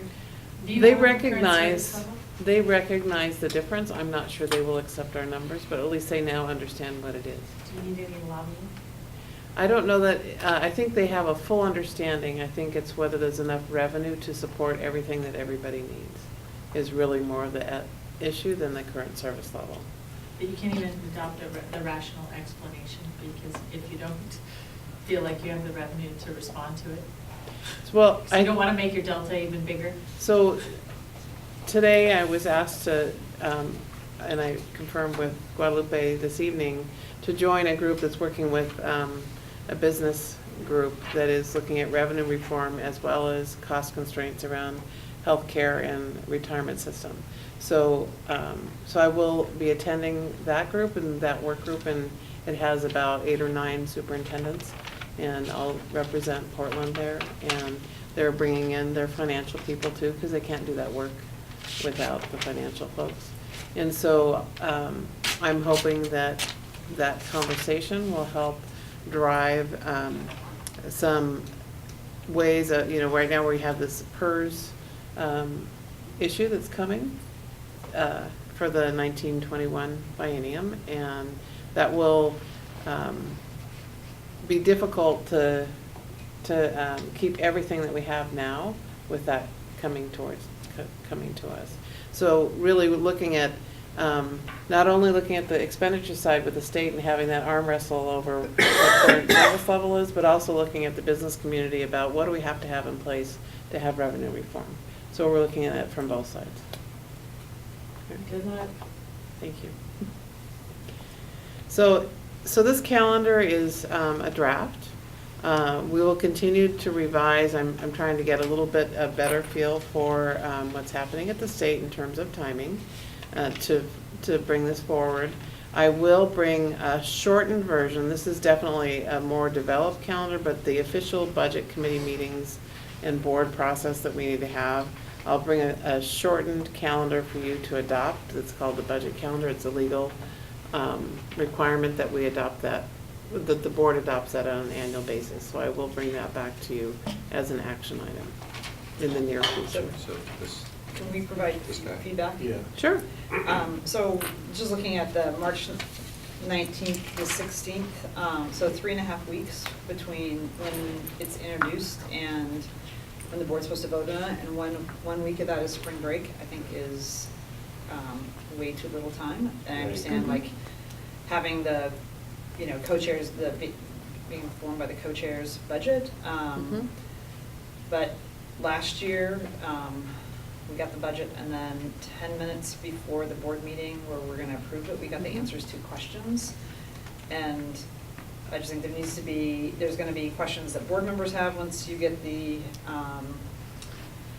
proposed budget, but also the community. And this goes to this issue of voting on something without adequately having time to discuss it, because, Sure. I mean, some of this up here is, the earlier stages are theoretical, and some things are going to be Mhm. changing, but you really Right. have a fix when you get the sort of a set budget when it gets proposed. So I would extend that. I would actually put, probably, we're gonna go out to maybe the second week in April to bring the budget document to you. Just because I think we need that time, by the time we get the co-chair's budget, to bring a real proposed budget, not just a 20-page, but something that has more information. If you push that back, then you're gonna So, correspond, I mean, so then I'm saying the April 16th would really move into May. And then we get to the TSCC by June, and we have time to publish in between.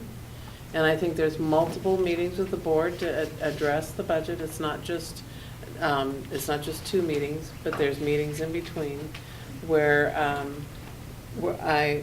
I'll set up a timeline for questions. Okay, we'll give out the proposed budget. Okay, by this Friday, or by that Sunday, have your questions in. We'll respond to them and have questions back in a packet to you on Wednesday.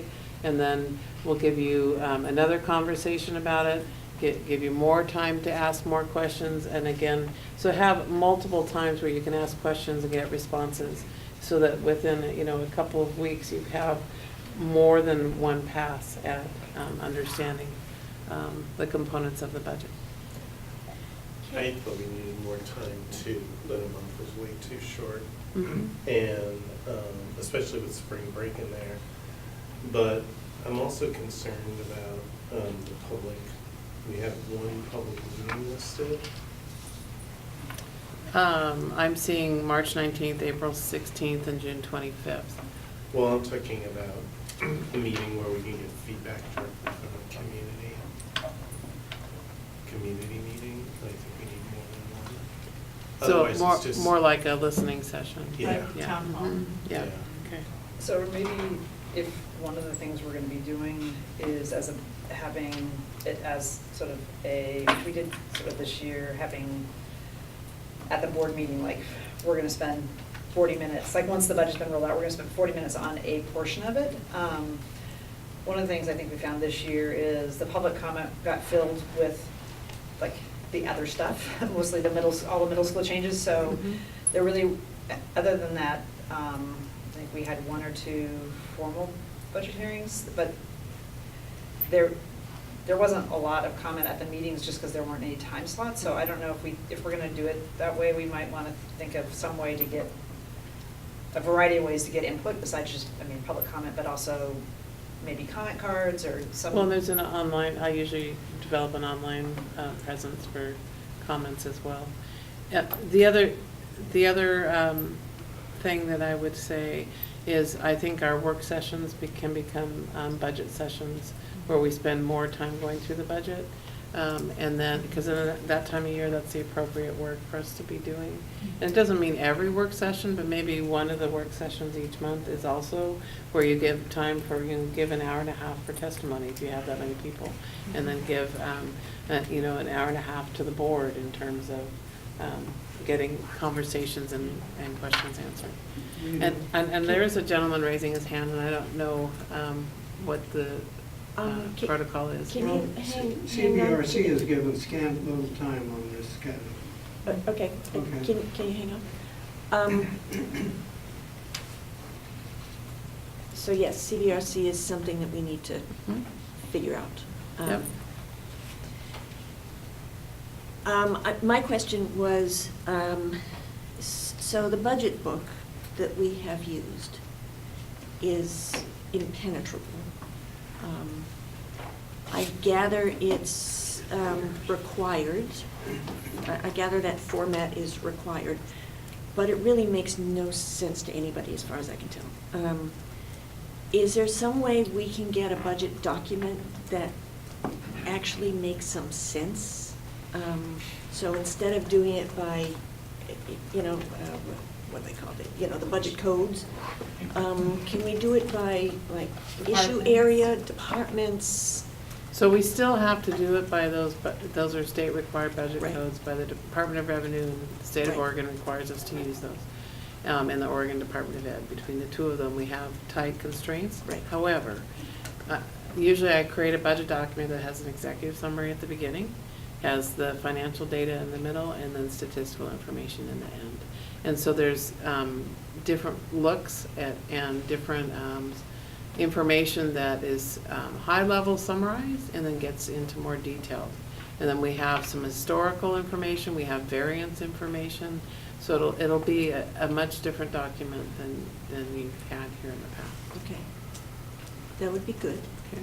Yeah, so to that point, another thing we were missing this year, partly just how it was organized, but there was no way to tell, like, on a lot of things, whether it was up or down from last year. It's like, what kind of decisions are we, I mean, it was unclear what kind of decisions we were making. It's like, well, And that that's looks a like a very- big number, but like, is that a lot less than last year? Are we gonna get less? And then I think also the translation for like what that means, like what a particular number meant. Does that mean we're gonna be providing, last year's plus or less? And so getting that so we can actually have it in the context, because something may look, well, that looks pretty reasonable, and then you realize like, oh, it really wasn't compared to where you were the year before. Or that you might need to have an extra community conversation if you're gonna have a pretty fundamental shift in something. So our budget document will include a variance document that compares various areas throughout the budget that shows how much it's up or down from the prior year. We won't do that on every line, but on significant differences. And then we'll have a narrative as to why it's different, an explanation as to what is making that difference. So that'll be part of our document. Yeah, I think we asked for like last year, but we weren't able to do like a 10% variance. one way So or the many other. things have ended up in different Sure. departmental budgets and had been reorganized such that there wasn't a direct comparison available. But I think it would be helpful to have a little more nuance around the budgets put forward by each departmental budget holder and the priorities that they wrestled with in ultimately making recommendations and the sort of opportunity costs of some of the investments that they have included in their budgets, just a little more color to each budget holder's considerations. I was just saying this in the trio. What's awkward about the way this process went this last cycle and even in this conversation, the budget development is substituting for a district improvement plan. Right. We shouldn't be doing that. Mhm. We should be. It should be in it should service be- to- The Alignment. resources should be getting attached to sort of priority and action steps we've already been having year-long Right. conversation about. And so if you heard Claire at the onset say, vision, strategic plan, resources, right? Like that's. So that goes right That's the on natural order of things. to the next page. I hear your feedback on the draft calendar. It's got lots of work to be done. I will incorporate more in about the process with You've got 4 working BESC. days here, 4 working days for CBRC to Okay. do this work. So we'll, Unless they work the spring vacation. okay, so we will incorporate, and I know that we're meeting later this month with you for the first time, so, March 9th. yeah. Okay, so then on the next page, if you look at this as kind of a, what we're starting right now is we're going through a visioning process, and that is gonna then drive into our budget process in the second half of the year. And then if you look through July through December, we'll then be doing that multi-year financial planning. So this first year, we'll create a budget for the year 1 of the multi-year plan in support of our visioning process and our development of a strategic plan. And then so if you think of every year from July through December, we'll be updating on our multi-year finance plan. And then from January through June, we'll be developing our budget based on that plan. So, and we'll be looking at metrics along the way to see how our investments are doing and if we're making a difference for student achievement. And we'll continue to modify our investments if they're, we usually go for a 3-year term to see if, something that we're going to strategically, we're investing in. We'll modify along the way if it makes sense. But after 3 years, if we're not seeing a difference, we question whether it's something we should continue or should we change it to something that might be more, make it more of a difference for kids. So we'll be going through that reviewing process on an ongoing basis. Which means that we have to have some evaluation capacity. We will be assessing our investments with metrics and about whether they're making progress or not. That is Sweet. correct. Yeah. Yeah. And so The other this, piece, and it's sort of ties in with the board making decisions is to translate this pile of numbers into questions for the public to weigh in on as well. Mhm. And well, of course, we could take input on anything, but if we have a sense of what our key questions are, those key trade-offs, however you want to phrase it, impose those to the public in a way that makes sense, which has never really happened before at all. That would be really helpful for us Mhm. and helpful for the public and for us to get input. So I can say that we will have improvement in this process this year, but you look at us a couple years from now and we're gonna have a great process. But it's gonna take time for staff to get used to what we're doing. We're taking complete shift. And it's not, and I'm not just talking about the finance team and budget team, I'm talking about the DISCO team, the teaching and learning, our programs, our chief of schools. We're all gonna operate differently about how we're developing our budgets. So it takes a while to work that through the system, and it also takes a while to work that through the board. So there will be an improvement in this first year, and in the second year, you'll see even more, and in the third year, even more refinement. So it's an ongoing, continuous process. And I cut off two of you. We want to give thought to in what ways we want to engage the public and hear from our families. We definitely want to hear from them. Depending on the questions you pose, you may get an answer that's not high leverage, right? It is historical that the response, to supporting schools is more untrained FTE. That isn't necessarily the answer to a lot of our issues. We haven't invested in the people we have. And so how do we actually account for the strategies that we need to execute on there? This is just an example. So, we need to make sure sort of there's leadership and guidance coming from all different aspects of resourcing of an improvement plan. The other, just a related question, if we're actually asking for public input, that means more than a big temp meeting at a school. It means differentiated outreach, which I don't know how much. Do we have a couple of those? Was there a meeting at Oakville? So are we going to be putting a local option on the, is that under consideration on the ballot? I really am looking for direction from the board on that, but I thought we were talking in the November of 19. Well, so, because one of the things is if we were looking at we may want to build some supplemental things into this process, because you're having a conversation about resources, if you were on the ballot in May, about resources or lack of it, potential lack of it if the local option doesn't pass. At the same time, you're talking about potentially adding things or subtracting things, and it's just, you need to sort of think about how that would inform what you might do a little bit differently in the budget process. So it seems like that, well, I don't think you pulled it, obviously don't pull the trigger this fall, but just to keep that in mind of like how would that play out? I agree, we have to be very conscious, especially in the multi-year forecast, to remind people, and this is sort of what we need to do, have an important community-wide communication strategy around this. It's going to completely change our game plan if we don't have local levy funding.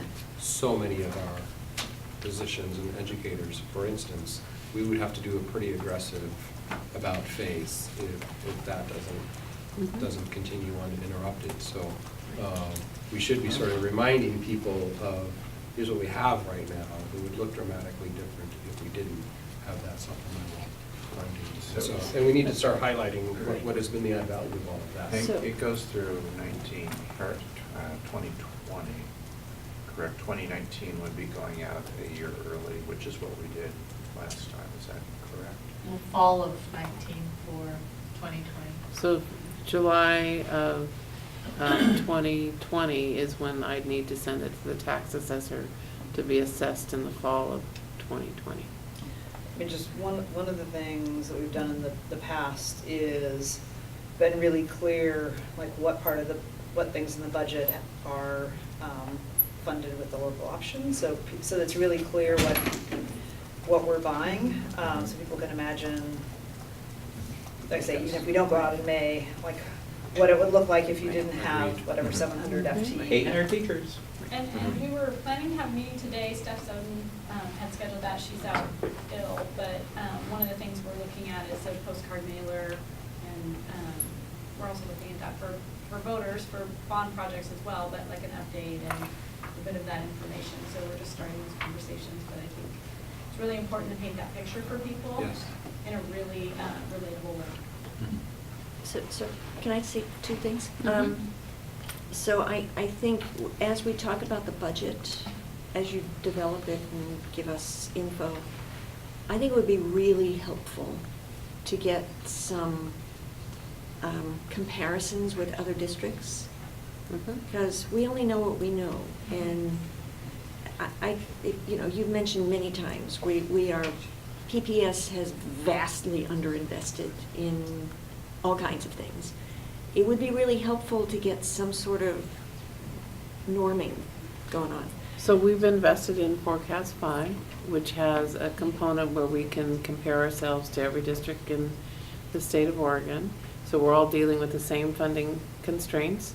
And we usually compare with the 10K group, which is 13 districts that have over 10,000 students.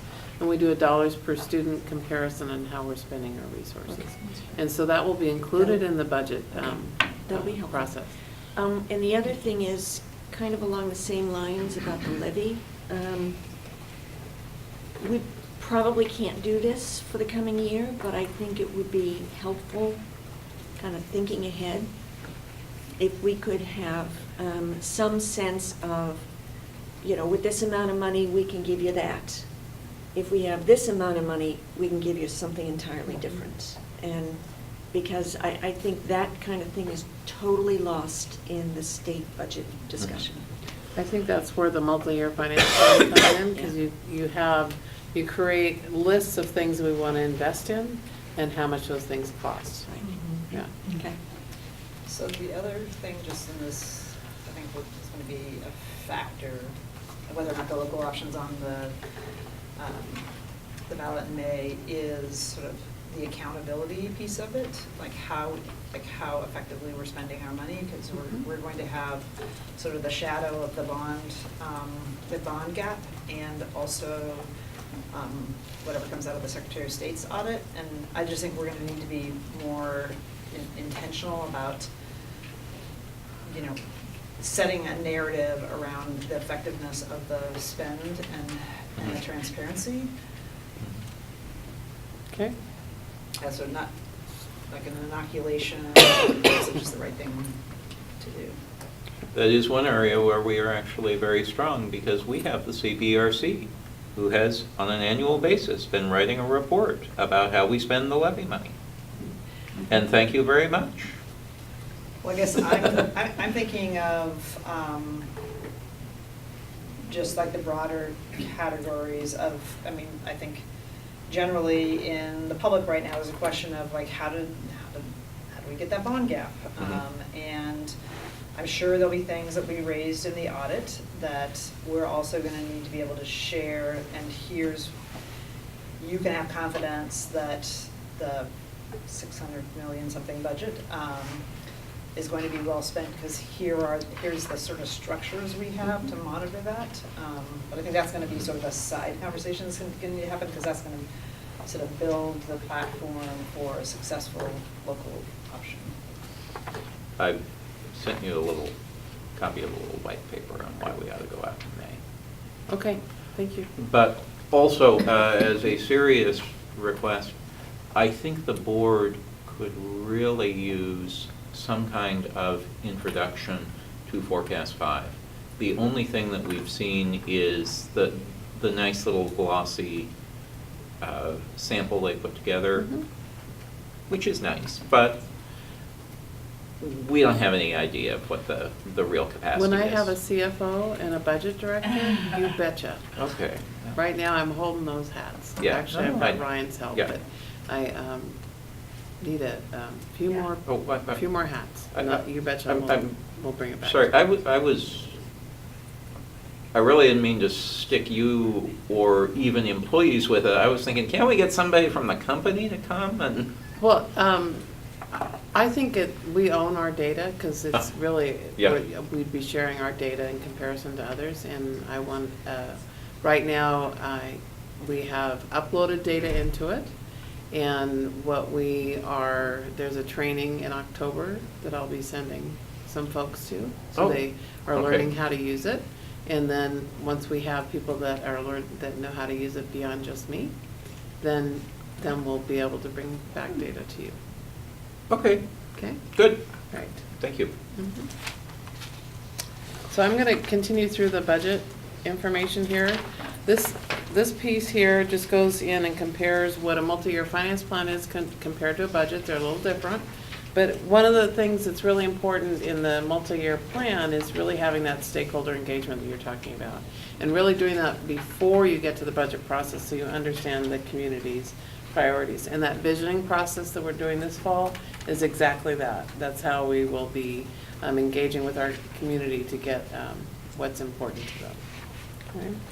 So down here, this just goes, once we create that plan with the multi-year finance plan, then we are setting instructional priorities, and then we decide how we pay for those priorities, and then we're implementing our plan over multiple years, and then we ensure that we can continue to afford it over time.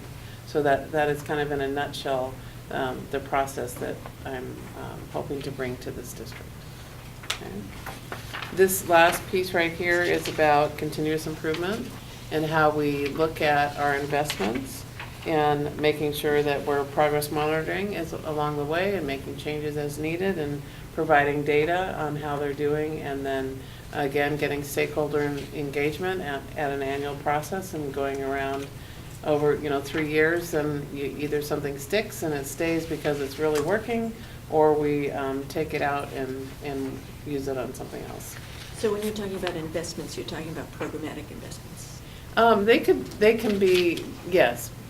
It could be things, can be people, it can be both. I mean, it's. But you're not talking about playing the stock market? Or No. Yeah, I'm yeah. talking about strategic investments that impact student learning. Yeah. So the last part, and maybe, I don't know if, the last part here is going into a really nuts and boltsy budget 101 process. And so I won't go into a lot of detail of this. I'll try to do it at a high level, but I just wanted to make sure that you had a good understanding of what statutorily we should be bringing in the budget process to Portland. So then really we're talking about the board setting our district goals and policies, right? That's your main work. And then the budget will reflect how we're implementing those goals. And then something that you can ask as we're going through the process is a couple of things, and in the CBRC as well. How does this help to achieve the district goals, and how does it fit within our policy? Right? So those are the level of work we're asking the board to do. So then you hold public meetings, you hear public comment, you approve and adopt the budget, and you approve and adopt tax rates so that we can levy taxes to support our strategic work. And then there are public meeting laws, so we need to follow the postings, and we advertise them in the paper and on our website, making sure the community knows the process is going to occur. You can ask questions, we'll give you more information, so that we'll have that cycle. Usually, I try to fit at least 3 cycles of questions and responses into the budget process. So we'll give information early on in more work session, and then as we give a proposed budget, then you'll give questions, we'll give responses. We'll come back together, take more community input, You get a chance for more questions, we give responses, and then we do one last one where we're giving responses and time for you to approve it. Then we have the TSCC process here in budget hearing, and then you would adopt and appropriate. Adopt, appropriate, and approve the tax levies. Okay. So, and I kind of went through those pages pretty quick. After it's approved, and even before it's adopted, can you make changes to the budget after you've published it? Yes, you can. And even after you adopt the budget, we come back to you later on with supplemental budgets, which I think we did twice last year. And so we will do that each year. So for instance, we're going to have to put a stick in the stand even if the legislature isn't done. It happens every year. So there will most likely be an unknown final result from the legislature, and we will be adopting our budget. And that's okay, because we can do a supplemental later to true it up. Okay? But what's important is that we appropriate by July 1. So legally, we can spend and keep our doors open on July 1. Okay? So that is kind of it on the budget process, trying to give you a very high-level, quick overview.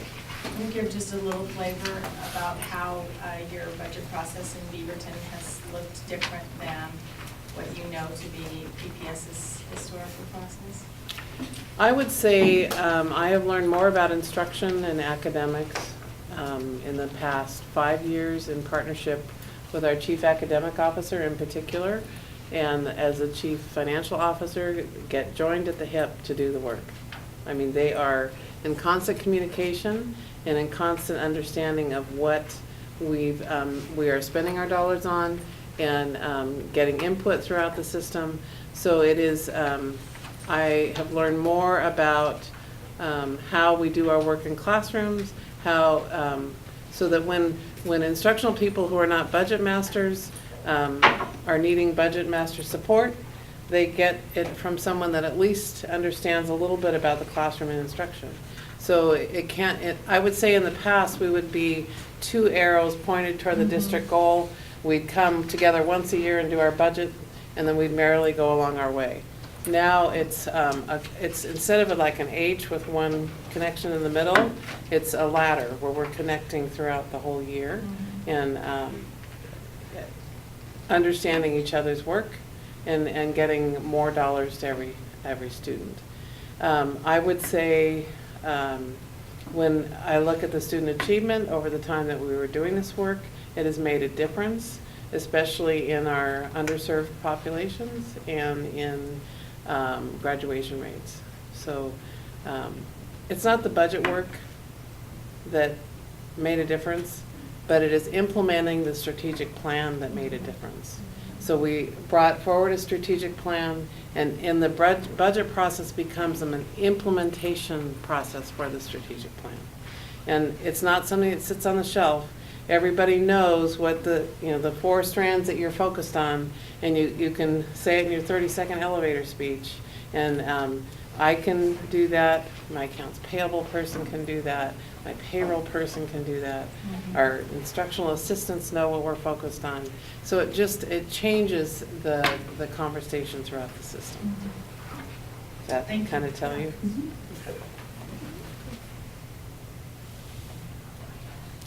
All right. Any other questions? I have a second agenda item. We're ready for that? Yep. Thank you for the feedback. It's very helpful. And then you're still passing me your papers before the end of the meeting tonight. If you're done writing, go ahead and send them this direction. You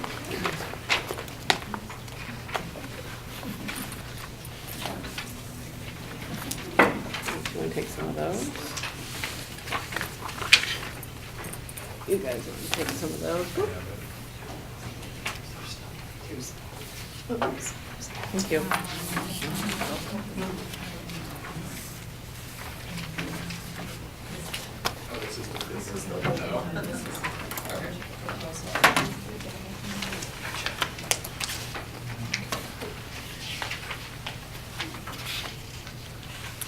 I promise you that I'll bring you the budget to you often, and we'll have lots of conversations about it. So tonight is only a beginning.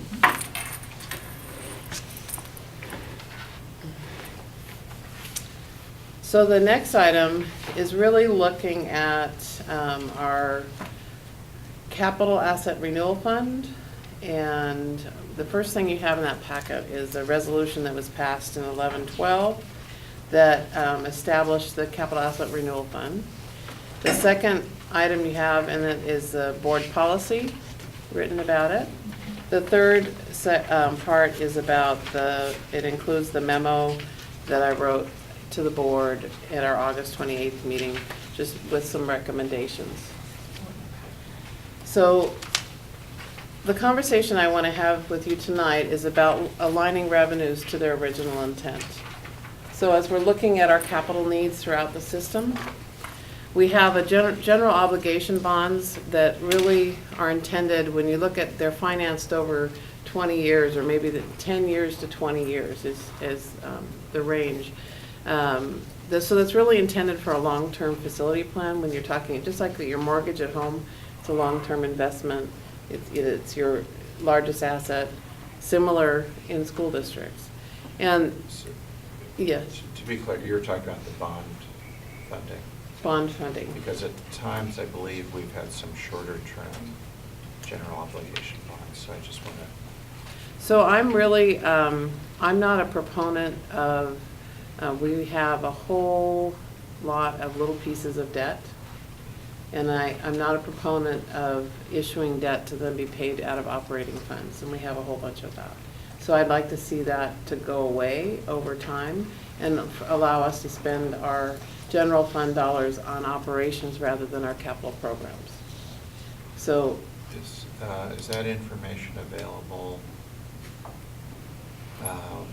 just a top level, we're paying off this? How I can many bring years that do we back have to you. left? Kind of a. Yeah, you bet I can bring We that borrowed back. for this purpose, here's how much we have left to pay off, here's the general fund impact. Here's the interest. I would very much like to see that. The board has seen lists in the past, but Mhm. I unfortunately don't have any confidence that they were complete. Okay. Well, we have a debt service schedule in our comprehensive annual financial report every year. Yes. So I Yep. will, we're in the process of producing that right now. And so we'll make sure that that is a highlight for you when we're presenting that to the board in Great. December. Thank you. Okay? But I can even I'll give you more information sooner, because I know you don't want to wait till December, but I'll make sure that we highlight that in our presentation. But you're wanting I'll explain what is general fund based and other funds, and then also the actual large bond program. So you have a full understanding of all the debt that we have. 10 years ago, we had the general fund and maybe 4 or 5 other funds, the cafeteria fund, the special grants. Mm-hmm. And now we've got about 15. And asked this year and got an initial explanation of what each of those were. And that's normally in the budget process, we describe each fund to you, but we can bring that sooner if you'd like. Yeah, and also, what's our strategy around them? So we've had a PERS fund Mm-hmm. for years. I know we've spent part of that in the past. I think it was 20 million and we're down to 8 million or something like that. Do we have some strategic thinking about how we want to deploy that going forward? Is that something we want to just say, we've got a budget gap this year? I would And never spend it in 1 year. Yeah. I would never recommend spending it. Understood, but it's also at a certain point, it is what you have. And, it's not like, well, we'll spend half of it this year and half next year and half, it's not like So market median either. if you don't make a course correction in your budget and you just use one-time money to get through one year, it snowballs into twice as much the next year. So you have to do stair-stepping of corrections over time, so you never fall off the cliff. Okay? Well, so you hopefully don't fall off the cliff. I'd want to avoid falling off the cliff. I've experienced that during the Great Recession, because we got to that point. And it's something that we really want to avoid, because it's devastating to our families and our kids, so. Thanks for the interruption. No, that's all right. So, two things. We have bond fundings that's really about long-term facility plans, and then we have construction excise tax. And I'd like to make it, right now it's tied into that capital asset renewal fund, but I'd really like to look at making that more flexible and responding to immediate enrollment needs. The money is generated when we have good economies and growth in construction, and that's really when we need to be able to respond to enrollment growth. So in the next couple of years, we have buildings that need to be refurbished, right? So, for instance, we have Smith Elementary in the southwest. It's empty now, and it needs to be opened up. We have kids to fill it. Kenton School in North Portland the lease will end in 2021. We'll need to get it ready for our kids. Edwards School in East Portland, another school that has a lease ending in 2021. Terwilligo School in Johns Landing, 2022. Are those spring of 2021 they end, so potentially fall of 2021 they're available, or? So we'll have to make a plan, because I don't Yeah. know what condition they're in and how long it Depends will on take condition. us. Yeah. But I'm telling you that all these buildings are coming online, that are ready for us to take them over, yet we have no plan for investing in them to prepare them for our students. So what I'm suggesting is, and then we have the portable classrooms at Bridger next year, that our community has been telling us, so faithfully coming to our board meetings to tell us to pay attention to their needs. So what I'm suggesting is that CET should be more available for these kinds of things that come up and where we need capacity for our students. And really looking at that capital asset renewal fund, going to that, we have the 30-year view of refurbishing our schools, but really looking at creating a perpetual bond where we keep the same level levy rate of $2.50 per thousand that continues to evolve through, so our schools stay modern and they stay current. Right now, we're doing a facilities conditions assessment, and we'll have results to that to you in mid-year, and that will help us drive then what our long-term facility plan needs to be updated. And our growing assessed value will add into that and allow us to, because of all this building, allow us to incorporate more into our bond program in the 2020 bond. I think we presented that to you recently. So there's a couple of considerations I want you to think about long-term. One is more investments in health and safety of schools. I would like to propose that we consider the vestibules in the entryway of every school, so we really have secure school sites, so looking long-term security plans. And next is technology infrastructure. We have a need there. Our general fund will not provide the technology infrastructure that we need throughout our system for our students. So really looking at those two to increase in the next bond. And then also, we know that right now we're 130 million short, and we will need to complete Benson High School just in terms of schedule in that 2020 bond. So I just want to say those three things are things I'll hope you'll consider as we go forward. And really for tonight, I'm asking for yes. On IT infrastructure specifically, we need a good inventory of what we actually have. I think you will find some of the deficits shocking. I can see a difference moving across the border. Yes. Okay. No hyperbole, we literally have computers in rooms that are not wired for electricity. It's pretty readily apparent. And Okay, good.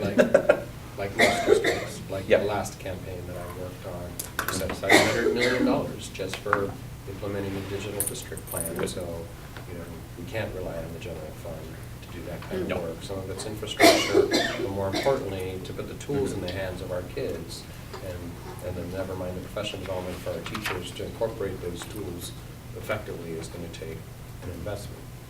And I imagine that's going to be a theme that emerges in our vision conversations. And, absolutely supporting what you're saying, Mhm. what you're both saying when I say that, but if we're going to make decisions, we really have to have a decent basis for where we're at.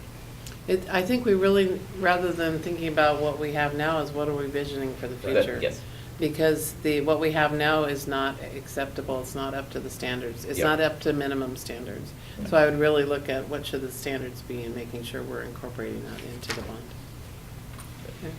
So then, I'm asking for 2 actions from the board. One is a resolution moving middle school conversion to construction excise tax instead of the bond.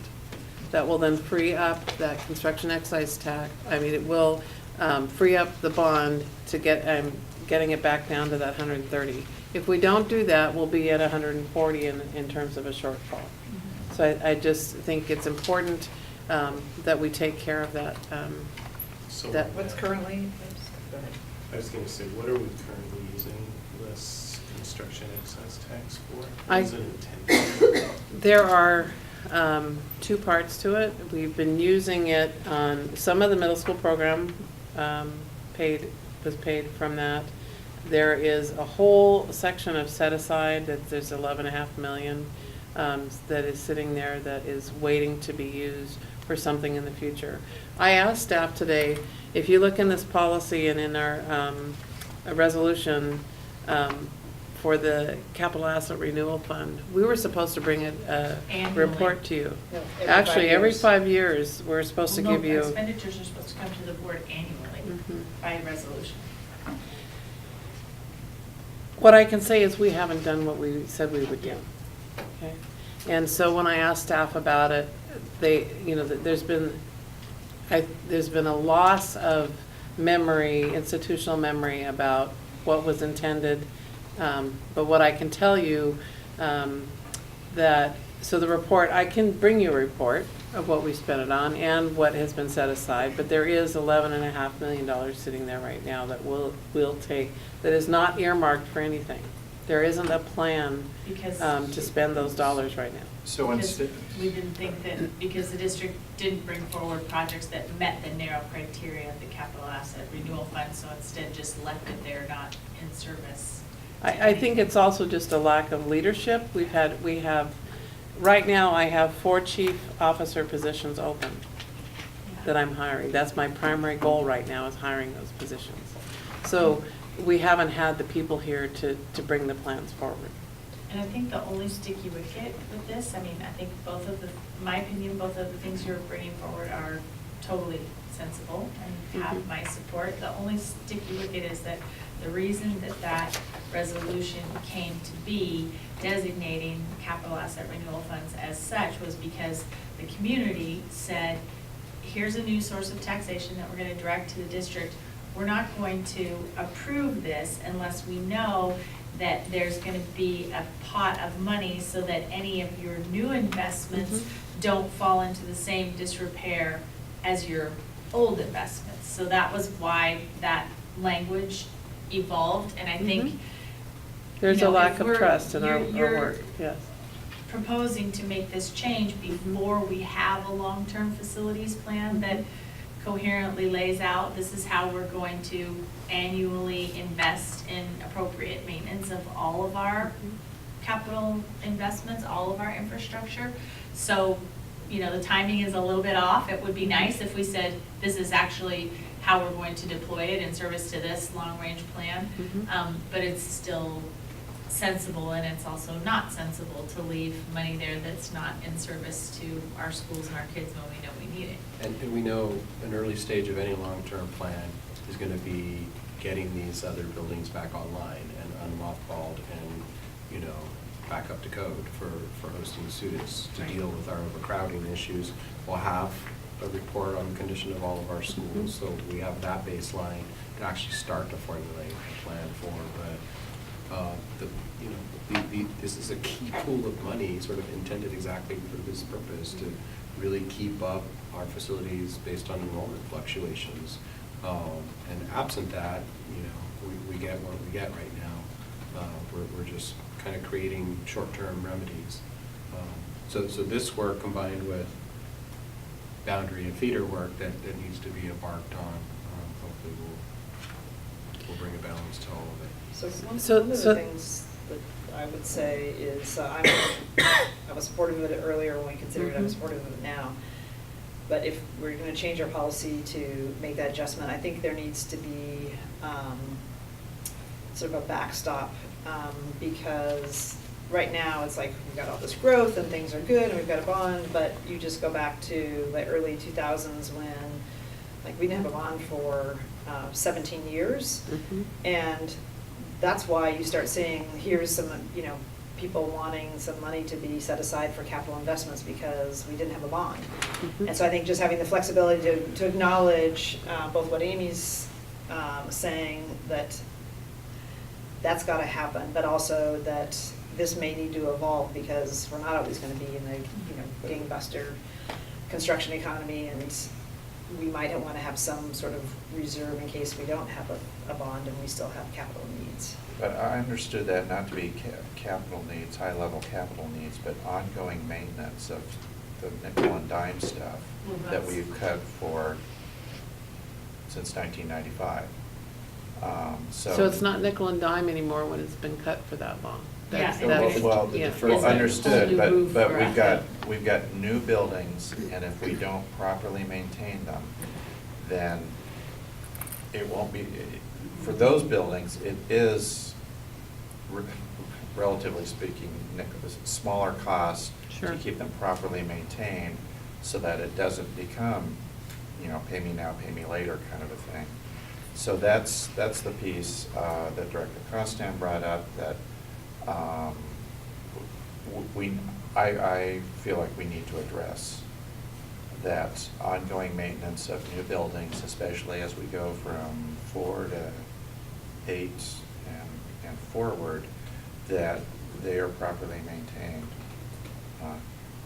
So the reality, shouldn't that be in our just be in our operating, Well, that should no, be. our maintenance is way under. The reality is that's where it should be. Yes. But that's what Claire's talking about, is that yes, on a go-forward basis, that's true, but when you've neglected things for so long, they move out of the realm of maintenance and into the realm of significant capital investment. You gotta put out a couple $1 million for a roof. The CET, I think, was initially imagined as a supplement to our maintenance budget to ensure that new schools were properly maintained. Yep. So I'm asking us to consider it in a different way. I understand that. And but let me talk to you about how I would offset the other parts that you're concerned about, okay? So I got one. Before we move on, can I just add one thing that I think is important in public messaging, is that, we're unlike most school districts or municipalities where we don't have a systems development charge that directly in a substantial way links development to schools as essential infrastructure. Our schools are specifically excluded from that conversation around essential infrastructure, which is really a huge problem, I think, for our whole state. But the CET was part of in response to that. And that's just, I think when we talk about this publicly, I think your logic is very elegant, because you're saying this is a direct link to growth and should be intended to be able to be deployed in response to the pressures of growth. And we haven't been able to do that. Right. And the second part, so I'm asking really for two actions. The first one is a short-term action. One is doing a resolution to resolve the middle school conversion piece. The second is more of a long-term look at what the policy says. I think it's a good policy. I just think we have the source of revenue wrong. I think we need to tie that more to that $2 per 50 cent and 50 cents per thousand assessment for a capital bonds program that goes on in every 4 years. We're renewing, some is falling off. And it's a stair-stepped activity on, that goes on for years. I mean decades, probably never ending. It's just because by the time we get through all 80 whatever schools, I've lost the count. Back to Franklin and Fabian. Right, Roosevelt. Franklin will have needs, right, again. So, and Fabian, I was just there, was a beautiful school. But 30 years from now, it will need a roof, right? So that will be no longer setting aside from CET, but built into that capital bond program. And getting to those larger maintenance dollar amounts that you don't want to take out of general fund. And I agree, our general fund operational maintenance budget, we need to utilize it better. And we need to make sure all of our positions are hired. We have so many openings in this economy, we can't hire tradespeople and we can't hire custodians. So both of those things have an impact on our general maintenance of our buildings. So we have to resolve those issues as well. I will be bringing something forward, some kind of really wanting to work with the union on the custodians in our current recruitment process and making a shift there. And really working with Courtney on that in the background, but we've got to do something different. We have 50 openings right now. We can't clean our buildings, okay? So we can't keep up with the process we're required to use by statute. Okay. So I'm curious on the Yeah. first ask of the 11 million. Mhm. So how much money currently is in the fund? The 11.5 is what hasn't been earmarked for anything, and I'm just curious what the overall number is. I don't have it in my Okay. head, and I didn't bring the chart with me, so Okay. I don't have the answer. So I can get it to you. when we were looking at the middle school funding 3 months ago, and staff presented on CET and said, well, yeah, you could use this, but here's what you're giving up.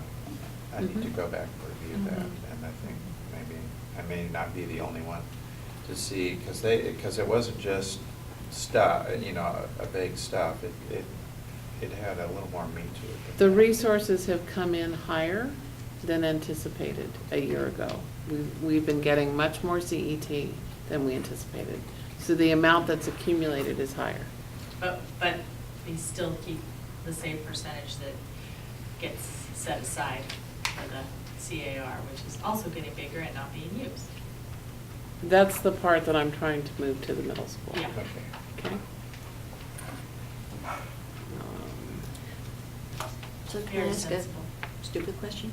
So this resolution that's sitting in front of us, This is the old one that was established from 11-12, and I'm sorry I didn't make that clear to you It's guys. the 4539.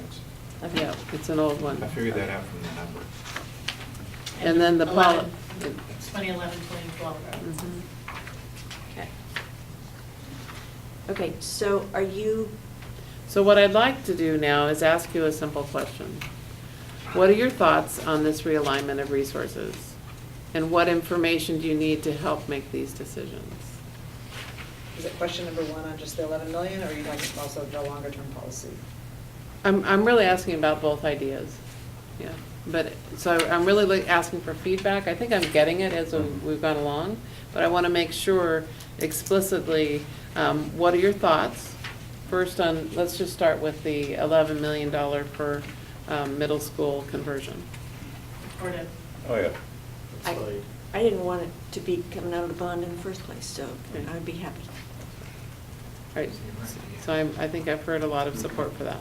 So you don't need any more information, other than I will give you more information about what's in the CET resources. Yeah, I just think it's a natural question, like, are Yep. we totally cleaning it out, or?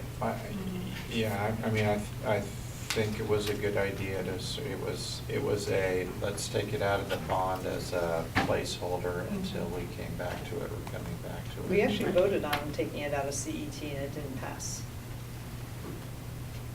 Right, correct. So then we And took it then out. we were like, what? We the took heck- part of that out. What the heck are we gonna do? Right. And Right. we didn't have, Right. none of the options looked good. Okay, so So I think we did. second thing, Once we get the facilities conditions assessment mid-year, I'd like to consider coming back with an updated board policy on the capital asset renewal fund and have a, more on that 30-year plan in alignment to that assessment, and then how we would plan to maintain that, and then with the projected proceeds that we'd have from that level levy rate. So you're not proposing making any changes to that till that facilities I index think, is I'm done? hearing from you guys, you're not ready, and you're wanting more information, but I do think that we need to revisit the way it's set up now. Well, I think we should start working on it. Yeah, Yeah. I mean, what I was trying to raise was that, I mean, I could be ready if you think that you need that, you want to break down that wall Mhm. sooner rather than later, but we just need to be able to message to the public what our commitment is to Mhm. the maintenance of all of our buildings, and why this does not represent an abandonment of that original intent. Mhm. So the Then I'm fine. the FCI will be coming in December, January? No, it's later than that. I want to say March, but I think it's somewhere between January and March, but I've got too Okay. many things going on to Yeah. remember exactly. So I think what's going to be important is that this be explicitly addressed in the budget process. Mhm. But if you do, I mean, I'm suggesting if you do feel like it would be useful to you to break that barrier down before then, Bridger needs it sooner. I would We certainly. have to do that this year. Entertain that, I think. Why Bridger not? and the middle school. If we can get those two with an exception through resolution, that would take care of our immediate needs. And I believe Maplewood is also, Maplewood is might need one right as well. behind A portable. Mhm. That I don't know that that's going to be feasible, so we would have to put in another solution in play. So we'll need to take a serious look at Smith. We have a space committee that is talking about it later this week. And on Smith, really, just from a moral point of view, we need to demo the back third, and we need to do that It's a pretty 1970s urgently. renovation part, Yeah. yeah. It needs to come off. down, and it's going to kill somebody if we don't. Yeah. Okay. It's very, very dangerous. We are, I think we're all in Oh, good, agreement. good. It's gonna Great. need to come down. So I just want to note for the record, if we're Mhm. changing the policy, that I think we should remove the athletic fields rentals. There was some pretty outrageous history where communities built their fields and then the district rented it out to generate revenue, and our students didn't get to use them. I had a meeting with staff today about that very issue, about athletic fields and our community use of buildings. And so what I need to do, which I haven't done, is review what our board policy says. But it is, I am seeing a different type of behavior than I've seen in other districts. And so I'm going to be reviewing it. It's bad because the community, like, in most part, raised the money, like Grant was like a 14-year project. Like Cleveland was 8 years. I mean, and then the district turned around and rented it to other teams, and our teams couldn't use it, so. Well, that was, I mean, in Grant, it's parks. Okay. Right, but PBS put But, half the money in. So- Is there's a note here about the recovery zone bond utility savings. I don't know enough about that to Yeah, I was answer. gonna say, is that still relevant? What the heck is it? Okay, so we're not talking about The doing policy this right tonight. away. So The second let's, policy. so let's Yeah.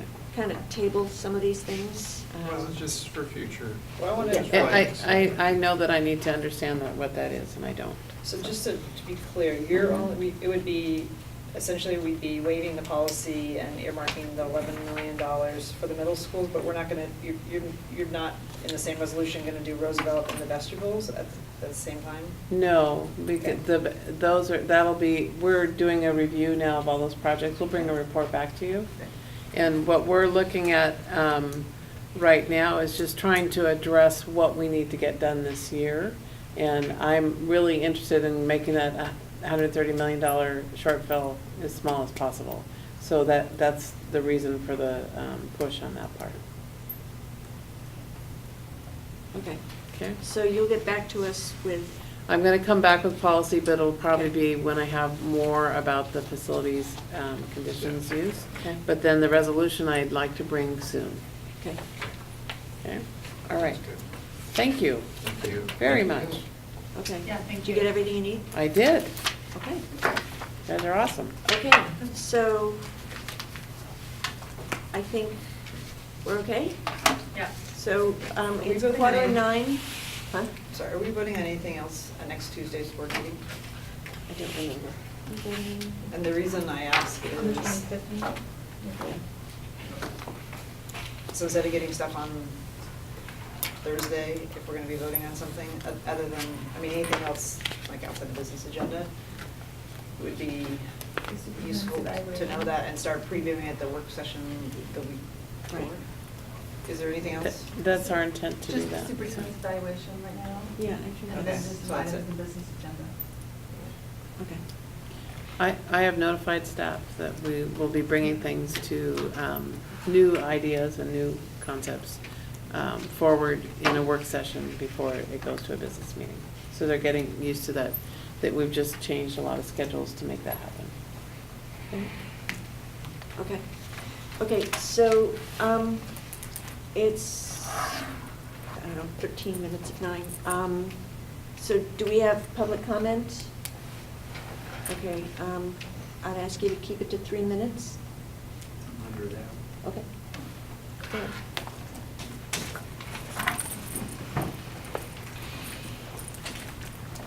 Thank you, Director Moore, for giving me this popular spot. Some people have been working probably since 7 o'clock this morning. I can see exhaustion in everybody's face.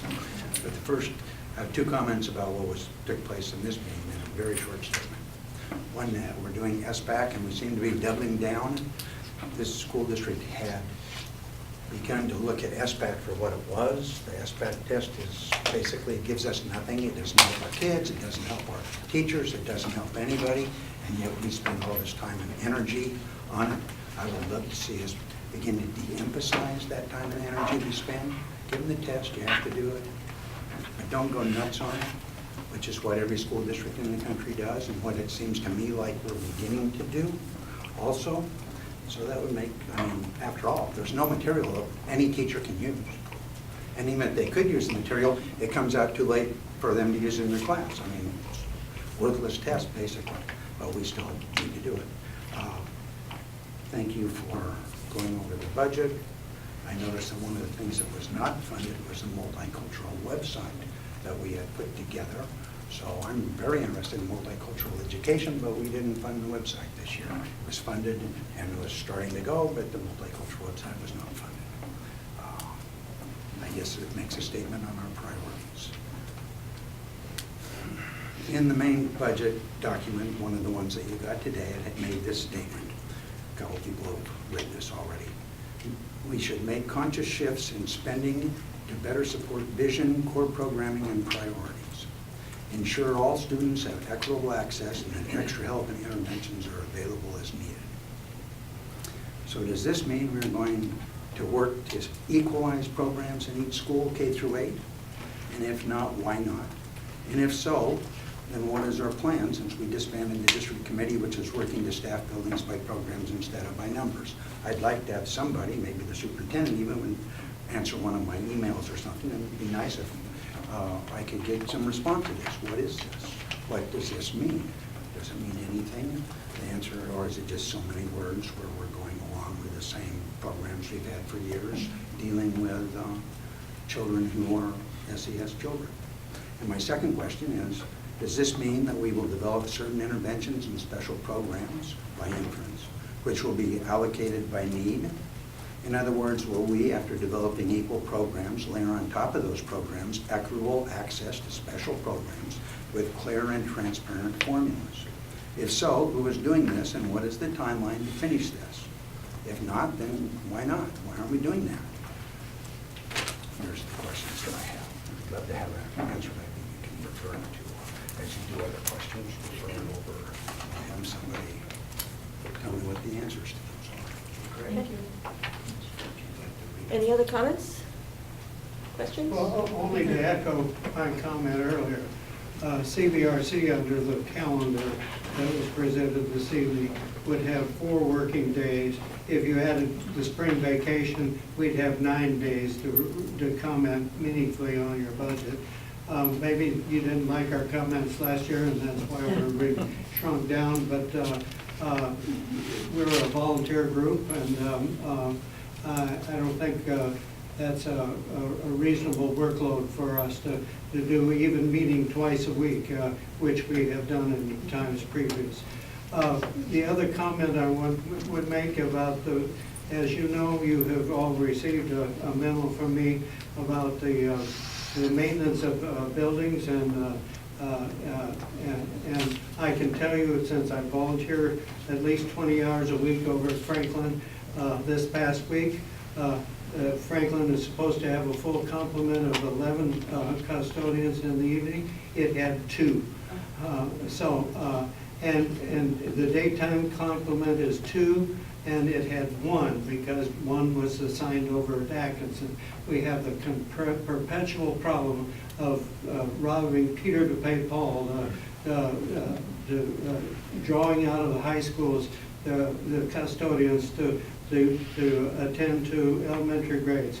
And I realize that custodians are under civil service, and there's maybe perhaps a legislative remedy, but let me caution you, having worked in the legislature, unless we go down there hand in hand with teachers and other unions, and with the custodial union themselves, embracing a proposed change, it isn't going to happen.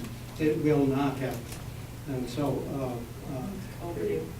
so anyway, that's what Thank you. Anybody else? Okay, we're adjourned.